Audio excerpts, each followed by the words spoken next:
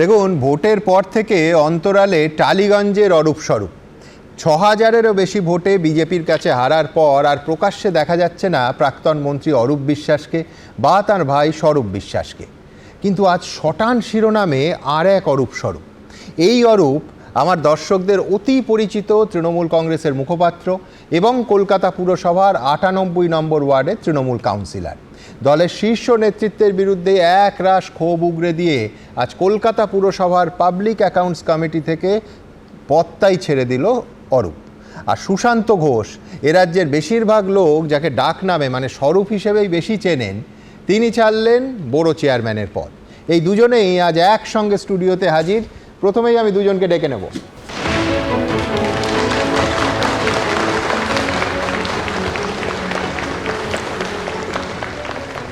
দেখুন, আপনারা যদি ভাবেন যে এই দুজন আজ 2026-এর মে মাসে এসে ঘটনাচক্রে বন্ধু হয়েছে আর ঘটনাচক্রে একই দিনে একই সময় পথ ছেড়েছে, আপনারা ভুল ভাবছেন। এখন আজকের ঘটনার পরিপ্রেক্ষিতে আপনারা এই দুজনকে পদত্যাগী বন্ধু বা বিদ্রোহী বন্ধু বলতেই পারেন, কিন্তু এই দুজনের বন্ধুত্বের শুরুটা ছাত্র জীবনে, মানে ছাত্র রাজনীতির হাত ধরে। দুজনেই চারুচন্দ্র কলেজে ছাত্র পরিষদ করত। তাহলে আমি কি ধরে নেব যে এই যে আজকের ঘটনাচক্রে একই সময় এবং একই দিনে দুজনের পথ ছাড়া, এটা কোথাও বসে পরিকল্পনা হয়েছে? না, একেবারেই সেটা নয়। প্রথম কথা, আমি অ্যাকচুয়ালি স্বরূপদা আমার থেকে সিনিয়র। আচ্ছা, আমি যখন বছর ৫-৬ সিনিয়র হবে, আমি যখন চারুচন্দ্র কলেজে অঙ্কে স্নাতক নিয়ে পড়ার জন্য ভর্তি হই, তখন স্বরূপদা অলরেডি আমাদের গেট লিডার। আচ্ছা। এবং যেহেতু আমি বলতে করিতে পারতাম একটুখানি, তার জন্য যে কোনো গেট মিটিংয়ে আমাকে বাজনা বাজানোর জন্য ডাকা হতো আর কি, কার্যত। তো সেই দিন থেকে স্বরূপদা আমার গেট লিডার ছিল। এবং সমাপতন কিনা যে বলতে পারবো না, তো আজকে যখন ঘটনাচক্রে আমি যাচ্ছি পুরসভায়, স্বরূপ ঘোষও পুরসভায় উপস্থিত। কিন্তু আমি এটা বিশ্বাস করবো যে দুজনের আগে কোনো কথা হয়নি। না না, ভোটে এই রেজাল্টের পরও তো কথা হয়েছে। খারাপ লাগা থেকে আসলে ছাত্র পরিষদ, তারপরে তৃণমূলের জন্মলগ্ন থেকে আজও স্বরূপদাও রিমেম্বার করবে যে আমাদের ৪ নম্বর রুম, দোতলার ৪ নম্বর রুম, যেখানে তৃণমূল ছাত্র পরিষদের রেজলিউশন তৈরি হয়েছিল, খাতা লেখা হয়েছিল, সেদিনকেও স্বরূপদা নেতা, সেদিনকেও বৈশ্বনাথ চ্যাটার্জি ছিলেন, আমরা সেদিনকে কর্মী। সেই দিন থেকে তো আমরা প্রথম দিন থেকে তৃণমূলটা করেছি। ২৮ বছরের এই জার্নির পরে আজকের দিনটা আমাদের কারোর কাছে তো খুব মানে প্রত্যাশিত বা ভালো লাগার দিন নয়, কিন্তু এই দিনটায় কেন আমাদের আসতে হলো? কেন আমাদের মতো দল অন্তঃপ্রাণ কর্মীরা কেন আসতে হলো, এই প্রশ্নে তো আমি আসব। আমি স্বরূপ ঘোষের কাছে যাব। যে এক হচ্ছে আদি তৃণমূল, নব্য তৃণমূল আমরা জানতাম। আজকে প্রেস কনফারেন্সে তুমি একটা কথা বললে, হতাশ তৃণমূল। শোচনীয় হারের পরে হতাশা স্বাভাবিক, কিন্তু আরও বিশেষ কোনো হতাশার কারণ কি আছে? না সুমন, শোচনীয় হারের জন্য হতাশ না, কারণ আমরা তো এর চেয়ে খারাপ অবস্থায় তৃণমূলটা করেছিলাম এবং তখন আমাদের লক্ষ্য ছিল যে কোনো উপায়ে সিপিএমকে সরাতে হবে। আমরা সমস্ত কিছু ছেড়ে দিয়ে মমতা বন্দ্যোপাধ্যায়কে মায়ের জায়গায় রেখে, শুধু তো নেত্রী না, মায়ের জায়গায় রেখে আমরা দলটা করতাম এবং সেখানে আমরা সফল হয়েছিলাম। তখন আমাদের ডেডিকেশন ছিল, লড়াইয়ের মানসিকতা ছিল। সিপিএমের মতো একটা শক্তিকে সরানোর জন্য যে ধরনের নেতৃত্বের প্রয়োজন ছিল মমতা বন্দ্যোপাধ্যায়ের মধ্যে সেই কোয়ালিটি ছিল। আমরা যখন দেখতাম দিনের পর দিন কংগ্রেসের সঙ্গে আমরা লড়াই করছি, কিন্তু রাতের অন্ধকারে কংগ্রেসটা কোথায় টেবিলের তলা দিয়ে সিপিএমের সঙ্গে অ্যাডজাস্ট করে নিয়ে আমাদের আন্দোলনটাকে নষ্ট করে দিচ্ছিল, সেই তার ফলশ্রুতি মমতা বন্দ্যোপাধ্যায়, এবং তিনি আপসহীন একটা লড়াইয়ের নেত্রী ছিলেন। সেই দলটা সেই লড়াইয়ের জায়গা থেকে আজকে নির্বাচনে হারের পরে রাস্তায় কর্মী খুঁজে না পাওয়া, কোথায় যেন মেলানো যাচ্ছে না তৃণমূলটাকে। সেটা কি দলের দোষ না কর্মীদের দোষ? কর্মীদের দোষ কি দলের দোষ, সেটা দল বিবেচনা করুক। কেন এমন হল? সিপিএম ক্ষমতা থেকে চলে গেছিল, কিন্তু তারপরে তাদের একজন কর্মী থাকলেও সে ডেডিকেটলি জাগো বাংলা পত্রিকাটা লাগাতো, বোর্ডে গণশক্তি পত্রিকাটা। আমাদের জাগো বাংলা লাগানো ছেড়ে দিন, দলের থেকে নির্দেশ দেওয়া হলো 3টে প্রোগ্রাম করবার 3টে জায়গায় আপনাদের হকারের বিরুদ্ধে। 2টো জায়গায় আমরা প্রোগ্রাম করতে পারলাম না, একটা জায়গায় প্রোগ্রাম করলাম নমো নমো করে। এই পরিণতিটা হলো কেন? একদম এই কারণে হতাশ। আমি সেই কারণগুলোতে আসব, কিন্তু তার আগে দ্রুত এই দুজন আজকে গোটা দিনের কার্যত খবরের ভাষায় বললে একেবারে শিরোনাম জুড়ে ছিল। গোটা দিনে ঠিক কি কি কথা বললেন তারা, কোথায় তাদের ক্ষোভের উদ্গীরণটা হলো, দেখে নিই একবার। আমি হতাশ তৃণমূল, কোথায় যেন দলটা হারিয়ে গেছে। দলের নেতৃত্ব কোথায়? সেই নেতৃত্বকে আমরা পাইনি, যারা মমতা ব্যানার্জির ডান কান বাকান, ডান হাত বা হাত অজুহাত ছিলেন। ক্ষোভ, রাগ, হতাশা, ক্রোধের বিস্ফোরণ, ভাঙন শুরু। তৃণমূল এখন কার্যত খেলাঘর। সাংসদ থেকে বিধায়ক একে একে মুখ খুলছেন, নানা পদ ছাড়ছেন। এবার একদিনে পদ ছাড়লেন কলকাতা পুরসভার 2 তৃণমূল কাউন্সিলর। কলকাতা পুরসভার 12 নম্বর বড়োর চেয়ারম্যান পদ থেকে ইস্তফা দিলেন 108 নম্বর ওয়ার্ডের তৃণমূল কাউন্সিলর সুশান্ত ঘোষ। 98 নম্বর ওয়ার্ডের Trinamool councillor Arup Chakraborty municipal accounts কমিটির সদস্য পদ থেকে পদত্যাগ করলেন। এই যে গত 15 বছরে মমতা বন্দ্যোপাধ্যায়ের স্নেহ এবং প্রশ্রয় যে তথাকথিত নেতারা বাজার করে বেড়ালেন, সেই নেতারা আজকে কোথায়? এই প্রশ্ন তো যারা কনভয় নিয়ে ঘুরে বেড়ালেন, সমস্ত সুযোগ সুবিধা ভোগ করলেন, সেই নেতারা আজকে কোথায়? কেন তাদেরকে আজকে খুঁজে পাওয়া যাচ্ছে না? শুধুমাত্র আমি সিকিউরিটি থাকলে আমি নেতা হব, পুলিশ থাকলে আমি নেতা হব, মন্ত্রিত্বের কনভয় থাকলে নেতা হব, নেতা এভাবে হয়। নেতা হতে গেলে কর্মীদের পাশে থাকতে, কর্মীদের পাশে থাকতে না পারলে তাহলে সে নেতা হবে। বুধবার পুর কমিশনারের কাছে ইস্তফাপত্র জমা দেন দুজনই। যাদের ভিভিআইপি কনভয় থাকতো, মন্ত্রী শান্ত্রী, হাজারটা পারিষদ, ডজন 2-1 পুলিশ যাদের আশেপাশে ঘিরে থাকতো, তারা পালিয়ে গেছে। অনেকে রাজ্য জুড়ে দেখবেন, একদম কুচবিহার থেকে কাকদ্বীপ। এই যে আপনাদের উপরে এই যে ভোট পরবর্তী সময় যে হামলা হলো, কারা করেছে? আমার অফিসের ক্ষেত্রে যেটা আমি জানি বা সিসিটিভি ফুটেজ থেকে যেটা পেয়েছি, সেটা কোনো বিজেপির লোকের সঙ্গে জড়িত না। হাতে বিজেপির পতাকা নিয়ে গেরুয়া আবির লাগিয়ে আমার দলেরই একটা অংশ করেছে, সোকল ক্রিমিনালরা করেছে, যাদের নাম করে আমি থানায় ডায়েরিও করেছি। মমতা বন্দ্যোপাধ্যায় এখনো হার স্বীকার করতে নারাজ, কিন্তু তৃণমূলেরই কাউন্সিলর অরূপ চক্রবর্তী স্পষ্ট বলছেন হার স্বীকার করতেই হবে। রেজাল্টটা ডিক্লেয়ার করেছে, জেতার জায়গায় হারা, হারার জায়গায় জেতা। এই পাশাটাই উল্টেছে প্রায় 150 সিটে, এবং সেটা না হলে আমরা 220 থেকে 230টা সিট পেতাম। মানতে হবে মানুষের জনাদেশ আমাদের বিপক্ষে গেছে, মানুষের ম্যান্ডেট মান্যতা দিতে হবে, হারটাকে স্বীকার করতে হবে। আজকে যদি আমি হার স্বীকার না করি তাহলে আগের জেতাগুলো মিথ্যে হয়ে যায়। আরো বড় দুশ্চিন্তা কি অপেক্ষা করছে তৃণমূলের জন্য? লাইনে আর কে কে আছে? হারির আরো কথা কি বাইরে বেরিয়ে আসবে? অর্ণব মুখোপাধ্যায়ের রিপোর্ট, এবিপি আনন্দ। দেখুন, এই স্টুডিওতে আমরা আমি আর আপনারা আমার দর্শকরা দিনের পর দিন দেখেছি যে এমন অনেক অন্যায় হয়েছে তৃণমূলের তরফে যাকে ডিফেন্ড করা যায় না, যেমন হাঁসখালি, বকটুই, শিক্ষা দুর্নীতি, আরজি কর। কিন্তু সেখানেও অরূপ চক্রবর্তী দিনের পর দিন আপ্রাণ চেষ্টা করেছে দলকে ডিফেন্ড করতে। দর্শকরা হয়তো জানেন না, আমার অন্য অতিথিদের সামনেই আমি অরূপকে বহুবার বলেছি রসিকতা করে যে অরূপ, এই খারাপ উইকেটে তৃণমূল কংগ্রেস আজ খুঁজে খুঁজে তোমাকেই ব্যাট করতে পাঠালো। কিন্তু অরূপ, ব্যক্তিগত ইমেজের তোয়াক্কা না করে তুমি দলকে বাঁচিয়ে গেছো। আজ কি হলো যে জীবনানন্দের ভাষায় বললে যে অরূপ চক্রবর্তীর অসহ্য বোধ হইল? না সুমন, এইটা তো দেখুন, দল যখন আমাকে মুখপাত্র হিসেবে আপনার চ্যানেল বা অন্য চ্যানেলে পাঠিয়েছে, আমি জানি যে এটা স্পেড নয়, এটা ক্লাব, কিন্তু আমাকে এটা স্পেড বলতে হবে, কারণ আমি পার্টির সোলজার। সেই জায়গায় মুখপাত্র হিসেবে আমার কাজ ছিল। যেমন আমি একটা উদাহরণ দিই, তো তোমার সাথে আমি অনেকবার বলেছি যে এই চিংড়িহাটার যে ফ্লাইওভারের ইনসিডেন্টটা, আমি আজ অব্দি আমি কোনো জাস্টিফিকেশন খুঁজে পাইনি যে কেন 4টে দিন বা 5টা দিন সময় দেবো। বলা হয়েছিল তো বৃহস্পতিবার থেকে শনিবার, এই রোববার, এই স্প্যানটার মধ্যে একটা দেওয়া হোক। সুপ্রিম কোর্টে পর্যন্ত যাওয়া হয়েছে। আমি বিইং মুখপাত্র, আমি চ্যানেলে দিনের পর দিন এটা ডিফেন্ড করছি। আমি জানি আমার যুক্তিটা আমার নিজের কাছেই বিশ্বাসযোগ্য হচ্ছে না, কিন্তু আমি দলের কর্মী হিসেবে সেই যুক্তি দিয়েছি।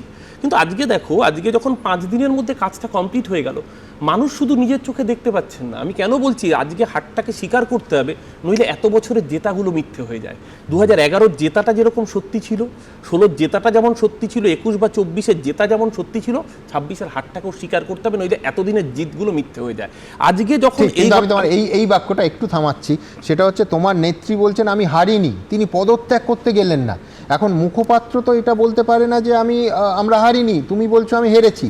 আমার প্রশ্ন যে এর পরে কতদিন মুখপাত্র থাকা যায়, বা তোমায় আদৌ এখন রাখা হয়েছে কিনা, এবং পরবর্তীকালে এ তো তোমার হয় দল তোমাকে বহিষ্কার করবে, নয় তুমি দল ছাড়বে। না, আমি সরাসরি দুটো আমি তোমাকে এখনো বলছি সুমন, যখন বালির ঝড় ওঠে, যদি যদি বালিতে মুখ গুজে থাকে, তাহলে ঝড়টা আটকায় না। এটা বুঝতে হবে বাস্তব পরিস্থিতিটা। সেই জায়গায় দাঁড়িয়ে আমি আবারও বলছি, আমি আজকে অ্যাকাউন্টস কমিটি থেকে সরে এসেছি। এখনো অফিসিয়ালি আনুষ্ঠানিকভাবে আমার হাতে 2টো পদ আছে, সেটা আপদ না বিপদ আমি এখনো জানি না, একটি মুখপাত্রের পদ, যেটাও আমি আজকে ছেড়ে দিচ্ছি, এবং আরেকটি জনপ্রতিনিধি বা কাউন্সিলর পদ। কাউন্সিলর পদ তো আমি ছেড়ে দিচ্ছিলাম, কিন্তু যেটা হয়েছে আজকেও আমার অফিসে প্রতিদিনই যা হয়, যে কোনো জনপ্রতিনিধি অফিসে অসংখ্য মানুষ সইয়ের জন্য আসে, সেইটার একটা অল্টারনেটিভ ব্যবস্থা করে। কারণ সেই মানুষগুলো, সব মানুষ তো পার্টির লোক আমাদের ভোট দিচ্ছেন তা না, সাধারণ মানুষও তো ভোট দেন। একদম। আর ছেড়ে দিন, আমার বিরোধী যারা, তাকেও তো আমাকে পরিষেবা দিতে হবে, আমি তো সকলের নির্বাচিত জনপ্রতিনিধি। সেই জায়গায় দাঁড়িয়ে একটা ব্যবস্থা যেটা করতে চেষ্টা করছি, সেটা যদি ইমপ্লিমেন্টেড হয়ে যায়, আমি জনপ্রতিনিধিও থাকা যায়। 34 বছর সিপিএম এর রাজত্বে আমরা বড় হয়েছি সুমন, মার খেয়ে পিঠের চামড়ায় সিপিএম এর মানে লাঠির দাগ খেয়ে বড় হয়েছি, অধিকাংশ জীবনের সময় বিরোধী হিসেবে কাটিয়েছি। শাসক দলের 15 বছরে থেকে ক্ষমতার মেয়াদ এতটাও জন্মায়নি যে আবার বিরোধী হতে পারবো না। আমি আবারও বলছি, আমার পদ নিয়ে আমার কোনো মোহ নেই এখানে। আমি যতটুকু জানি স্বরূপেরও ওর পদ নিয়ে সেই মোহ নেই। আমরা পদ ছেড়ে দিতে দ্বিরুক্তি করছি না, কিন্তু তার সাথে আমি আবারও বলছি, যেটা তুমি বলেছো ঠিক, মুখপাত্র হিসেবে যেটা ডিফেন্ড করতে হয়েছে আজ, এটা তো ঘটনা, তোমার সাথেই দিনের পর দিন আমি আরজি করকে ডিফেন্ড করেছি। আজকে আমি অস্বীকার ভাবের ঘরে চুরি করলে তো হবে না। আজকে যে আমাদের হাত থেকে মহিলা ভোটটা চলে গেল, সেটার অন্যতম অভিঘাত তো আরজি কর। আজকে এটা তো ঘটনা। আমি এটা একদম সম্পূর্ণ একটা ব্যক্তিগত ব্যাপার বলি, সেটা হচ্ছে তুমি যখন ডিফেন্ড করছো তখন তোমার স্ত্রী, যা সম্পূর্ণ অন্য পরিচয় আমার স্টুডিও, সেও নিয়মিত অতিথি সম্রাজ্ঞী, রাস্তায় নেমেছে, আন্দোলন করছে, পা মেলাচ্ছে, রাত জাগছে। আমি বলছি গৃহদাহ হয়নি, এবং বাড়িতে আমাকে তীব্র গঞ্জনা শুনতে হয়েছে, বাড়িতে আমাকে তীব্র কিন্তু আমি যেহেতু পার্টিটা করি, পার্টি লাইন, মানে আমি আমার দলকে ডিফেন্ড করছি। কিন্তু আজকে বলো সুমন, তুমি আজিকর তো তৃণমূল ঘটায়নি, কিন্তু গোটা ঘটনার দায় আমাদের নিতে হলো কেন? একটা প্রমোশনাল পোস্টিং কেন সন্দীপ ঘোষকে রাতারাতি পোস্টিং দিতে হবে? শুধু তাই না, রাজ্যের একজন মন্ত্রীকে এবং একজন নির্বাচিত বিধায়ককে হাসপাতালে গিয়ে তাকে চেয়ারে বসাতে হবে। মানে আমি কোন, মমতা ব্যানার্জি তো স্বাস্থ্যমন্ত্রী ছিলেন, চন্দ্রিমাদি সম্ভবত প্রতিমন্ত্রী ছিলেন, কিন্তু তাহলে কি কোনো সুপার স্বাস্থ্যমন্ত্রী তাকে খুশি করতে গিয়ে গোটা দলকে বিপদের মুখে ফেলে দিতে হয়েছিল?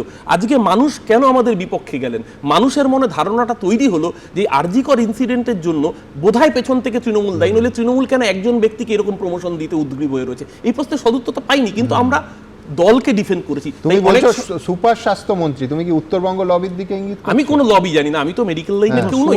এটা শুধু স্বাস্থ্য ব্যবস্থার ক্ষেত্রে নয়, আমার যেটা মনে হয়েছে বিগত 5 থেকে 7 বছরে সর্বক্ষেত্রে এরকম এক একজন লবির, কেউ গায়ক, কেউ নায়ক, কেউ সাংবাদিক, এরা আমাদের ভাগ্য নিয়ন্ত্রক হয়ে গেছিল।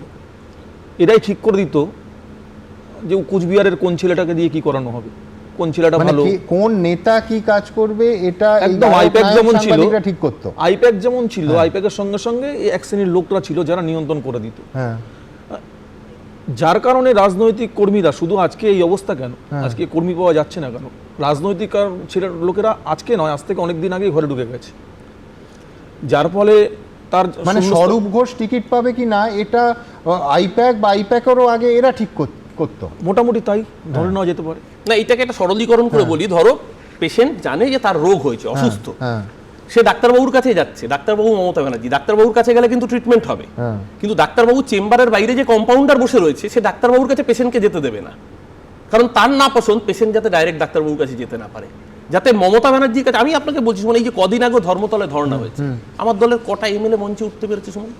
মমতা ব্যানার্জির পাশে আলোর বৃত্তে যে সেলিব্রিটিরা আলো করেছিলেন, আজকে কোন সেলিব্রিটি মমতা ব্যানার্জির বাড়িতে যখন রবীন্দ্র জয়ন্তী পালন হচ্ছে, কোন সেলিব্রিটি মমতা ব্যানার্জির বাড়ির পাশে রয়েছেন সুমন? আজকে আপনি বলুন, আজকে দলের গ্রাম থেকে যে ডাক্তারবাবু কম্পাউন্ডারকে ফ্রি হ্যান্ড দেন, তিনিও কিন্তু দায় এড়াতে পারেন না। নিশ্চিতভাবে ওই যে ডান হাত বা হাত অজুহাত যারা রয়েছে, যারা ছিলেন আর কি, তারাও তো ভ্যানিস। এই দুর্দিনের বাজারে সেই ডান হাত বা হাত অজুহাত, আমাদের বক্তব্যটা এদের বিরুদ্ধে। এই যারা গত 15 বছর ধরে মমতা বন্দ্যোপাধ্যায়ের আশীর্বাদে, কেউ জেড ক্যাটাগরি, কেউ ওয়াই ক্যাটাগরি, সমস্ত ক্যাটাগরিতে নিয়ে সমস্ত দিকের জিনিসটা ভোগ করলেন, সুযোগের সদ্ব্যবহার করলেন, সমস্ত কিছু করলেন, আজকে তারা কোথায়? কর্মীরা মার খাচ্ছে, একটা মুখও খুঁজে পাওয়া যাচ্ছে। আজকে ধরুন দল কথায় কথায় মমতা বন্দ্যোপাধ্যায়ের কাছে স্ট্যাবলিশড করে দেওয়া হয় যে কাউন্সিলররা চোর, কাউন্সিলররা তোলাবাজ। আমি দায়িত্ব নিয়ে আপনাকে বলছি সুমন, আজকে যদি কাউন্সিলররা না থাকতো, তাহলে 4 তারিখ এবং 5 তারিখে যে ঘটনা ঘটেছে কলকাতা শহরে, যে অসংখ্য লোক বাড়ি ছাড়া হয়েছে, অসংখ্য লোককে কর্মীদের কেস দেওয়া হয়েছে, এই কাউন্সিলররাই কিন্তু পয়সা জোগাড় করে তাদের বেলের ব্যবস্থা করেছে, তাদের ঘরে ফেরাতে সহযোগিতা করেছে। সেক্ষেত্রে হয়তো কোনো বিজেপি নেতার সঙ্গে সহযোগিতা নিতে হয়েছে, সাহায্য নিতে হয়েছে। তারা, আমি ধন্যবাদ জানাচ্ছি আপনার স্টুডিও থেকে তাদেরকে, যে তারা আমাদের কিছু কিছু ক্ষেত্রে সহযোগিতা করেছে, যার জন্য আমাদের ছেলেদের ঘরে ঢোকাতে পেরেছি। কিন্তু যারা গত 15 বছর ধরে সামনে পিছনে সিকিউরিটি নিয়ে সারা বাংলায় অবজারভার হিসাবে ঘুরে বেরিয়েছে। মমতা বন্দ্যোপাধ্যায়কে দিনের পর দিন ভুল রিপোর্ট দিয়েছে, তাদেরকে কিন্তু আজকে এই প্রকৃত বিপদের সময় একজনকেও খুঁজে পাওয়া যায়নি। তারা কিন্তু আমি বলছি যে এই যে সিকিউরিটি, গাড়ি, কনভয়, এ সর্বোচ্চ যিনি ব্যবহার করেছেন তার দিকেও কি তোমাদের ইঙ্গিত? অভিষেক বন্দ্যোপাধ্যায়, আমি নাম করেও বলতে পারি। দেখো, অভিষেক বন্দ্যোপাধ্যায়, মমতা বন্দ্যোপাধ্যায় তারা দলকে নেতৃত্ব দেন, তাদের জায়গাটা আছে। ভুল ঠিক বিচার করবার ক্ষমতা আমাদের নেই, সেই ধৃষ্টতা আমাদের নেই। কিন্তু যারা মমতা বন্দ্যোপাধ্যায়ের দ্বারা তৈরি, যারা মমতা বন্দ্যোপাধ্যায় যাদেরকে জায়েন্ট ভেবেছিলেন, যাদের হাতে একটা জেলার দায়িত্ব দিয়েছিলেন, কাউকে কলকাতা জেলার দায়িত্ব দিয়েছিলেন, আজকে বলুন কলকাতা জেলার সভাপতি কোথায়? দক্ষিণ কলকাতায় লাস্ট 5 বছরে দলটার এই অবস্থা হওয়ার কারণ, গত 5 বছরে আপনি বলুন না কোনো সম্মেলন হয়েছে কিনা ওয়ার্ডে ওয়ার্ডে? এই গত 5 বছরের মধ্যেই 2024 এবং সেই 2024-এর 15ই নভেম্বর। কেন তারিখটা বলছি? তার কারণ হচ্ছে এই ঘণ্টাখানেক সঙ্গে সুমন অনুষ্ঠান চলছিল, সেখানে একেবারে প্রথমে খবরটা এলো, আমরা ব্রেক করলাম, তারপরে সবার আগে সিসিটিভি ফুটেজ এলো, প্রায় আধ ঘন্টা ধরে টানা আমি সেই ফুটেজ দেখালাম যে এই স্বরূপ ঘোষ বা সুশান্ত ঘোষের ওপর একেবারে 3 হাত দূর থেকে নেহাত ভাগ্যক্রমে বারবার আমি আমার অনুষ্ঠানে বলেছি যে ওই ট্রিগারটা জ্যাম না হয়ে গেলে আজকে এই স্টুডিওতে এই চেয়ারে অন্য কেউ বসে থাকতেন হয়তো। আমি একবার দ্রুত এই আঘাতের প্রেক্ষিতে আজকে সুশান্ত ঘোষ বা স্বরূপ ঘোষ কি বলছেন দেখাবো। একদম সামনে থেকে গুলি করার চেষ্টা, কিন্তু বেরোলো না গুলি। অল্পের জন্য বাঁচল প্রাণ। 2 বছর বাদে সেই প্রসঙ্গ টেনে বিস্ফোরক দাবি করলেন কলকাতা পুরসভার তৃণমূল কাউন্সিলর সুশান্ত ঘোষ। আমার উপর যে আক্রমণ হয়েছিল তার নেতৃত্ব যে ছিল, পরবর্তীকালে তাকে দলীয় পদ পাইয়ে দেওয়া হয়েছিল। বিধানসভা ভোটে বিপুল বিপর্যয়ের পর তৃণমূল পরিচালিত পুরসভাগুলিতেও শুরু হয়েছে ডামাডোল। বুধবার বড় চেয়ারম্যানের পদ থেকে ইস্তফা দিলেন তৃণমূল কাউন্সিলর সুশান্ত ঘোষ। পদত্যাগের পর দলেরই একাংশের বিরুদ্ধে চাঞ্চল্যকর অভিযোগ তুলেছেন তিনি। আমার গভর্নমেন্ট, আমি দলের একটা যাই হোক পদাধিকারী আছি, বড় চেয়ারম্যান আছি, কিন্তু কোথাও গিয়ে আমার মনে হয়েছিল যে তদন্তটা ঠিকঠাক করে হয়নি এবং তৎকালীন পুলিশ আধিকারিকরা যে তথ্য সামনে খাড়া করেছিল যে প্রধান যে অভিযুক্ত সে দুবাইয়ে পালিয়ে গিয়েছে। আজকে আমি নতুন মুখ্যমন্ত্রী এসছেন, তার কাছে অনুরোধ করব প্রকৃত তদন্ত করে যদি প্রকৃত দোষীকে খুঁজে পাওয়া যায় তাহলে তার কাছে আমি কৃতজ্ঞ থাকবো। 2024-এর 15ই নভেম্বর ভর সন্ধে অ্যাক্রোপলিস মলের কাছে বাড়ির সামনে সুশান্ত ঘোষকে একেবারে সামনে থেকে গুলি করার চেষ্টা করে এক দুষ্কৃতী, কিন্তু আগ্নেয়াস্ত্র আটকে যাওয়ায় গুলি বেরোয়নি। অল্পের জন্য প্রাণে বেঁচে যান কাউন্সিলর। পুলিশ সূত্রে দাবি করা হয় বিহারের কুখ্যাত পাপ্পু চৌধুরী গ্যাংয়ের সদস্য মোহাম্মদ আদিল হোসেনি খুনের ছক কষে। অভিযুক্ত ট্যাক্সি চালক হামলাকারী এবং মূল অভিযুক্তকে গ্রেপ্তার করলেও আদিল গা ঢাকা দেয়। ঘটনার প্রায় 2 মাস পর তাকে পাকড়াও করে পুলিশ, যদিও প্রমাণের অভাবে কলকাতা হাইকোর্ট থেকে সহজেই জামিন পেয়ে যান আদিল। এটা আমার পক্ষে জানা অত্যন্ত জরুরি যে যে ঘটনাটা ঘটেছিল সেটা আমার মশারির ভেতরই হয়েছিল না বাড়ির ঘরের বাইরে হয়েছিল, এটা জানাটা আমার খুব জরুরি। ভোটে হারার 1 মাসও পেরোয়নি, তার মধ্যে কার্যত ছন্ন ছাড়া গোটা দল। অর্ণব মুখোপাধ্যায়ের রিপোর্ট, এবিপি আনন্দ।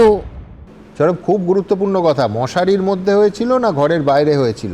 আমি দুটো পয়েন্ট বলি। এক হচ্ছে যে তুমি বলেছো যে প্রধান অভিযুক্ত এত বড় ঘটনার সে জামিন পেয়ে যায়, 1, এবং 2 হচ্ছে যে শুনানির সময় দল কোনো সাহায্য করেনি, কাউন্সিলরকে ব্যক্তিগতভাবে আইনজীবী দিতে হয়েছিল। সত্যি? এটা সত্যি সুমন, এবং এখন তো আমার মনে হচ্ছে আমি যদি ব্যক্তিগতভাবে লয়ার না নিয়োগ করতাম প্রত্যেকটা হিয়ারিংয়ে তাহলে হয়তো সকলেই বেল পেয়ে যেত। এবং আপনার মনে আছে নিশ্চয়ই, আপনি দেখবেন, আপনি সে সময় কভারও করেছিলেন, প্রথম 3-4 দিন কলকাতা পুলিশের পক্ষ থেকে এক এক দিন এক এক রকম কথা বলা হয়েছিল। কখনো বলা হয়েছিল আমার নিজের লোকরা এই জিনিস ঘটিয়েছে, কখনো এটা স্ট্যাবলিশ করবার চেষ্টা হলো যে জমিবাড়ি সংক্রান্ত গণ্ডগোলের জন্য এটা ঘটেছে, কখনো বলা হলো কোনো একজন দুষ্কৃতীকে দিয়ে যে আমি তার বাড়ি দখল করে আছি, হ্যাঁ, তার জন্য এটা হতে পারে। এবং এই যে অভিযুক্তকে পাকড়াও করা হলো, সেই অভিযুক্তকে দিয়ে 5 মিনিট টিভি চ্যানেলের সামনে বক্তব্য রাখতে দেওয়া হলো, যেটা ভারতবর্ষের সংবিধানে কোথাও আছে নাকি সন্দেহ।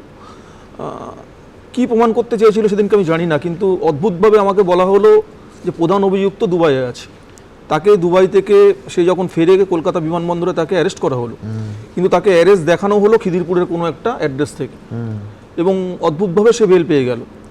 তাহলে কলকাতা পুলিশের তদন্তটা কোন জায়গায় ছিল যে যাকে প্রধান অভিযুক্ত বলে যাকে মামলার সঙ্গে যুক্ত করা হলো, অন্য লোকরা জেলে থাকলো কিন্তু সে বেল পেয়ে বেরিয়ে গেল।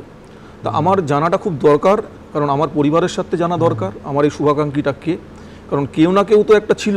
মানে মারার চেষ্টা হলো তোমাকে, তৃণমূল নেতা স্বরূপ ঘোষকে, আর একেবারে সরকারে হচ্ছে তৃণমূল, পুলিশ তৃণমূলের, তারা তদন্ত করে ক্রমশ, তোমারই ভাষায় বা তথ্য যদি দেখি খুব বিভ্রান্তিকর। প্রথম এক সপ্তাহে 4টে পরস্পর বিরোধী কথা এসেছিল। তাহলে কি তুমি বলছো মানে ইঙ্গিতটা বা তোমার সন্দেহ যে তৃণমূলের একাংশই তোমাকে সরাতে চেয়েছিল পৃথিবী থেকে? দেখুন, আমি তো সেটা জানতে চাইছি, সেটা আমার গভর্নমেন্ট ছিল, সেটা তখন আমার গভর্নমেন্ট থাকাকালীন আমার কাছে স্পষ্ট হয়নি জিনিসটা, এখনও ব্যাপারটা বিচারাধীন। আমি নতুন মুখ্যমন্ত্রী যিনি হয়েছেন তার কাছে অনুরোধ করব যে বিচার দেওয়ার জন্য, কারণ আমার গভর্নমেন্ট তখন আমাকে বিচার দিতে পারেনি এবং একটা অদ্ভুত ধোঁয়াশার মধ্যে রেখে দিয়েছিল, যেটা কাম্য ছিল না। আমি ভেবেছিলাম হয়তো একটা স্বচ্ছ বিচার ব্যবস্থা চলে আসবে এবং প্রকৃত দোষীকে, দেখুন আদিল বলুন, গুলজার বলুন, যারা গ্রেপ্তার হয়েছে এরা কেউ প্রকৃত দোষী না। কে এদেরকে নিয়োগ করলো একদম সেটা বার করাটা খুব জরুরি ছিল, এবং এটা আগামী দিনেও যে আমার সঙ্গে হবে না তার গ্যারান্টি কে নেবে?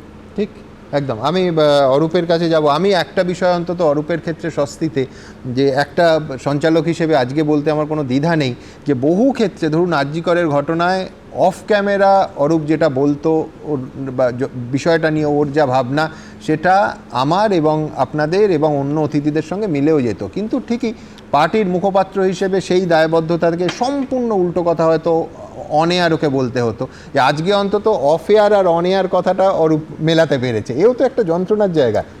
না, আজকের দিনটা তো আমাদের জন্য খুব সুখকর দিন নয়। ঠিক, কিন্তু এই যে দ্বৈত সত্তার মধ্যে প্রায় তুমি আর.জি. করের অনেক যন্ত্রণা নিয়ে, অনেক যা ভাবো আর যা তোমায় দলকে বাঁচাতে বলতে হয়েছে, এ তো 180 ডিগ্রি তফাৎ। এইটা তো দেখুন, এটা দলের ডিসিপ্লিন সোলজারের কাজই এটা। আজকে আমি এই স্বরূপ ঘোষের উদাহরণটা যখন বললেন, স্বরূপ ঘোষের আরেকটা ইনসিডেন্ট আছে যেটা দর্শককে বলি, যে স্বরূপ ঘোষকে গুলি করার চেষ্টা করা হয়েছিল সেই স্বরূপ ঘোষের বুকে কিন্তু বুলেট রয়েছে। 21শে জুলাইয়ের বুলেটটাই স্বরূপ ঘোষ বুকে খেয়েছে। কারুর থেকে কম তৃণমূলী এরা নয়। আজকে যারা নব্য তৃণমূল সে যে বড় বড় ডায়লগ মারছেন, তারা জেনে রাখুন 21শে জুলাই সিপিএমের সরকারের বুলেটটা স্বরূপ ঘোষের বুকে রয়েছে। দ্বিতীয় কথা, আজকে ধরুন কদিন আগের ইনসিডেন্ট, মালা রায় আমাদের দক্ষিণ কলকাতার সাংসদ, পুরসভার চেয়ারপারসন, মালা রায়ের বিরুদ্ধে অভিযোগ হলো যে মালা রায় নাকি অ্যাটেম্প টু মার্ডার, মালা রায় এবং মালা রায়ের ছেলে। মালা রায় তো সাংসদ, পার্লামেন্টারি কমিটি কি স্টেটমেন্ট দিয়েছে? পার্লামেন্টে একজন সাংসদকে এইভাবে হেকেল করা, পার্টি পার্লামেন্টে কি প্রতিবাদ করেছে? আজকে পার্লামেন্টারি কমিটির দায়িত্বে যারা রয়েছেন তারা কবে প্রেস স্টেটমেন্ট দিয়েছেন? মালা রায়কে নিজের আইনজীবী লাগিয়ে মালা রায়কে নিজে কোর্টে যেতে হচ্ছে। যেই ভদ্রমহিলা কদিন আগে হাঁটু অপারেশন হয়েছেন, ভালো করে তিনি এখনও সেইভাবে ভালো করে ফিট নন, তাকে অ্যাটেম্প টু মার্ডার কেসে তাকে কোর্টে হাজিরা দিতে হচ্ছে। বিচারক দেখে বলছেন যে হাস্যকর পরিস্থিতি, তিনি নিজের আইনজীবী ডিপ্লয় করে তিনি জামিন পাচ্ছেন। আজকে অনেক ক্ষোভ, অনেক যন্ত্রণার থেকে সুমন আজকে এখানে এসছি আমরা ঠিকই, কিন্তু আমরা তো খুব ভালোবেসে এই দিনটা দেখতে চাইনি। আমরা সকলে চাই আজকে কেন আমাদের আসতে হচ্ছে। তোমার যন্ত্রণা হয়তো বেড়ে যাবে বা আমি বাড়িয়ে দিচ্ছি, কিন্তু আজকে মমতা বন্দ্যোপাধ্যায় একটা কবিতা, দীর্ঘ কবিতা প্রকাশ্যে এনেছেন। তার অনেকে বলছেন যে একেবারে এর প্রত্যক্ষ এই কবিতা লেখার কারণ তোমরা দুজন। তার কারণ সত্যি সত্যি তো গোটা রাজ্যে এবং গোটা দেশেও এটা নিয়ে তোলপাড় পড়েছে তোমাদের দুজনের এই পদত্যাগ। গিরগিটির থেকেও ভয়ঙ্কর, বহুরূপিত রং বদলায় তার রোজগারের পন্থায়, কিন্তু যাদের ভোল বদল মাত্র কয়েক ঘন্টায় হয়ে যায় অন্য চরিত্র বদলে নিজেদের আর্থিক লেনদেন এবং স্বার্থপরতার স্বার্থে। নিজেদের আর্থিক লেনদেন 1, 2 হচ্ছে কত নেবে চরিত্র বদলাতে, চরণতলে কত উৎকচ ধন, আর কত চাও নিজেদের ভোল বদলাতে, ইত্যাদি ইত্যাদি। তো আমি তোমাকে 2-3টে এক্সাম্পল শোন, একটা কথা বলি, খুব দুঃখজনক, এবং ওনাকে আমরা আজও মায়ের জায়গায় রাখি, অন্তত আমার ক্ষেত্রে আমি বলতে পারি। যদি এটা আমাদের নিয়ে লেখা হয় তাহলে আমাদের হয়তো রাজনীতি করাটা ভুল আজকের দিনে, কিন্তু আমি এখনও বলবো দলের মধ্যে এখন সময় আছে খোলা হওয়া বওয়ার। এখনও যদি আমরা আত্মসমালোচনা না করি, এখনও যদি মানুষের রায়টাকে আমরা মেনে না নিই, এখনও যদি যেটা অরূপ বললো একটু আগে, ওই বালির মধ্যে আমরা মুখ গুজে বসে থাকি, তাহলে কিন্তু আগামী দিনে তৃণমূল কংগ্রেস থাকবে কি থাকবে না সন্দেহ জায়গায় দাঁড়াবে। সুমন, মানুষের রায় মেনে নেওয়ার প্রশ্ন আমি তোমায় বলছি, হ্যাঁ আমি ডিফেন্ড করেছি এতদিনও, কিন্তু সুমন এটা তো সত্যি কথা যে একটা পুরসভা কংগ্রেস জিতেছিল, কেন সেই মানুষের রায় মেনে আমরা ঝালদা পুরসভার বিরুদ্ধে ব্যবস্থা নিলাম? কেন আমরা তাহেরপুর পুরসভা, একটা পুরসভা সিপিএম জিতেছিল, কেন সেখানকার ওসিকে বিকেলের মধ্যে ট্রান্সফার করতে হয়েছিল? আমি তোমার সাথে এসে অন্য কথা বলেছি, কিন্তু আমি তো জানি আমার বিবেকের কাছে আমি মিথ্যে কথা বলছি। আজকে দাঁড়িয়ে একটা পুরসভা কেন জিতবে না? কেন সমস্ত জেলা পরিষদ আমাদের দখল করতে হয়েছে, এবং আজকের এই দিন দেখতে হচ্ছে কারণ সুমন সেই সূচনা সূত্রপাত কিন্তু আমরাই করেছিলাম। আজকে এই ব্যাকফায়ারগুলো হচ্ছে তার কারণ আমরা তো ট্রেন্ড সোলজার তৈরি করিনি যে আইপ্যাক 10 দিগন্ত না কর্মসূচি দিয়েছিল বা লুডো ডিস্ট্রিবিউট করা কর্মসূচি দিয়েছিল, কেন আইপ্যাক বলতে পারেনি পাড়ায় যে জাগো বাংলার বোর্ডগুলো রয়েছে সেখানে জাগো বাংলা লাগাও। সিপিএমের এই জামানায় দেখো একটা সিট পেয়েছে কিন্তু এখনো আরো ভোট কমেছে, 5% থেকে 4% হয়েছে। আজও প্রতিটা গণশক্তির বোর্ডে সিপিএম একটা করে লোক খুঁজে পায়, কেন জানো? কারণ ওর একটা দলের প্রতি লয়্যালটি রয়েছে, একটা আদর্শ রয়েছে। আজকে কংগ্রেসের এই মরাবাজারও যে কর্মীটা রয়েছে সে কংগ্রেসের পতাকাটার জন্য দলটা করছে। কেন আজকে আমাদের সেই নেতাগুলো যারা একেবারে ভিভিআইপি কালচার নিয়ে বড় হয়েছে, একটা নেতা মানে একজন দুজন এক্সেপশন থাকতে পারে, কেন কুচবিহার থেকে কাকদ্বীপ অধিকাংশ নেতা আজকে পালিয়ে গিয়েছে? কেন তারা মানুষকে ফেস করতে পারছে না? আমরা তো নিচু তলার কর্মী, তাহলে যারা বড় বড় নেতা ছিল, যারা মমতা ব্যানার্জির ডান কানার বাকান ছিল, তারা কেন আজকে এই অবস্থা? তোমার মনে থাকবে 2011-এ শুধু তো রবীন্দ্রসঙ্গীত বাজেনি, তখন যে ঘটনাগুলো হয়েছে সেই ছত্রভঙ্গ বামফ্রন্টের নেতারা কিন্তু ছুটে ছুটে গ্রামগুলোতে যেতেন। এবং আমি তোমাকে বলছি সুমন, আজকেই যে আমাদের কিছু আমি বলিনি, আজকে কিছু হলেই মানে এই যে বাইনারিটা ক্রিয়েট করা, আজকে দলের মধ্যে যদি আমরা কথা বলি তাহলে বিজেপি বলে দাগিয়ে দাও। আজকে সুমন বলো, তুমি যখন বললে 2019 সাল 22-18 হয়েছে লোকসভার ফল, সেই সময় দাঁড়িয়ে একটা শুভেন্দু অধিকারী ছিল তৃণমূল কংগ্রেসে, প্রতিটা পার্টি অফিস খুলিয়েছিল, আরামবাগ, গোঘাট, খানাকুল, উত্তর দিনাজপুরে গিয়ে শুভেন্দু অধিকারী। আজকে তো একটা তৃণমূলের শুভেন্দু অধিকারীকে মিস করছে। আজকে যদি একটা মমতা ব্যানার্জির পর একটা সেকেন্ড লিডারশিপ থাকতো, আজকে যে রাজ্যের মুখ্যমন্ত্রী, তাহলে কে বলতে পারে আজকে যে নেতাগুলো পালিয়ে গেছে সেদিনকে শুভেন্দু অধিকারী কিন্তু পালায়নি। এই কথা বললে আজকে বিজেপি ট্যাগ দিয়ে দেওয়া হবে।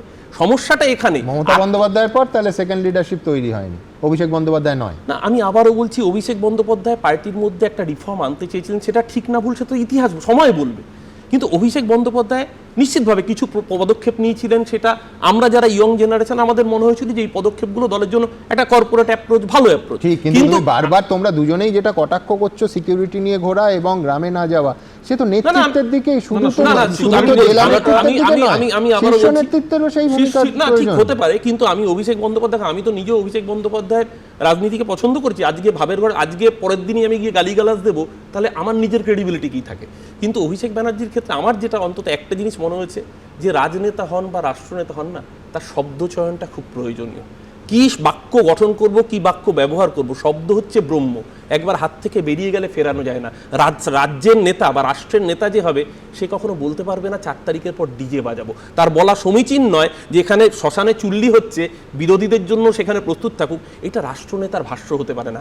এই বাক্য গঠনগুলো যদি সংযম থাকতো নিশ্চিতভাবে, এবং আমি এখনো মনে করি যে অভিষেক বন্দ্যোপাধ্যায় যদি প্রকৃত নেতা হতে পারেন আগামী, তাহলে অভিষেক বন্দ্যোপাধ্যায় আজকে রাস্তায় নামুন, দরকার পড়লে মার খান। মমতা ব্যানার্জি তো মার খেয়ে রক্তাক্ত হয়ে মমতা ব্যানার্জি হয়েছেন, আপনি রাস্তায় নামুন, তৃণমূল কংগ্রেস ঘুরে দাঁড়ান। বেশ, আমি এইখান থেকে আমি আসবো। তার আগে একবার, শুধু এই দুজন নয়, কিন্তু শুধু অরূপ স্বরূপ নয়, বহু ক্ষেত্রে বহু নেতা, তার ভেতরে সাংসদরা আছেন এবং রাজ্য স্তরের নেতারা আছেন, একের পর এক নেতা মুখ খুলছেন। আমি বলছি যে কেউ স্পষ্ট করে খোলা হওয়ার দাবি তুলছেন, কেউ স্পষ্ট করে নেতৃত্বের সামনে আয়না ধরছেন, কেউ একেবারে খোলা গলায় বলছেন যে হ্যাঁ আমরা হেরেছি, এই হারটাকে না মানলে আমরা এগোবো কি করে।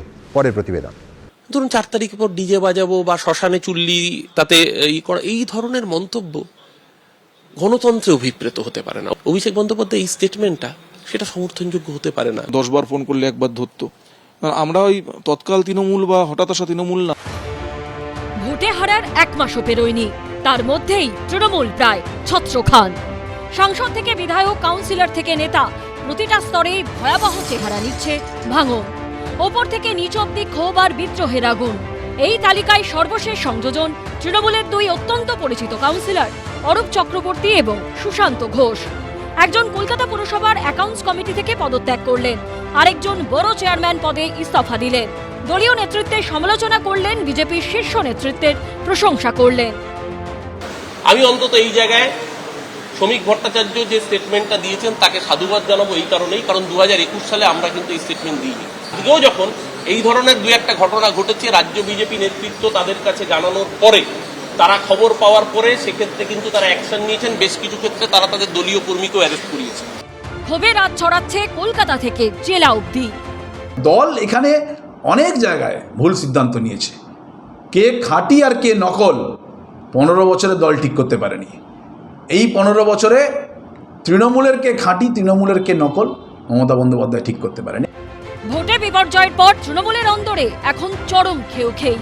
আমি বলছি যে যে ধরনের একটা ভাব এসে গেছিল যে দল ক্ষমতায় আছে মানে আমি যা খুশি করতে পারি, কিন্তু গণতন্ত্রে যা খুশি করতে পারেন না।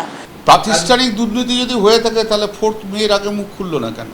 5 লাখ টাকা নারদাতে কে খেয়েছিল? প্রাতিষ্ঠানিক দুর্নীতির মহারানী উনি।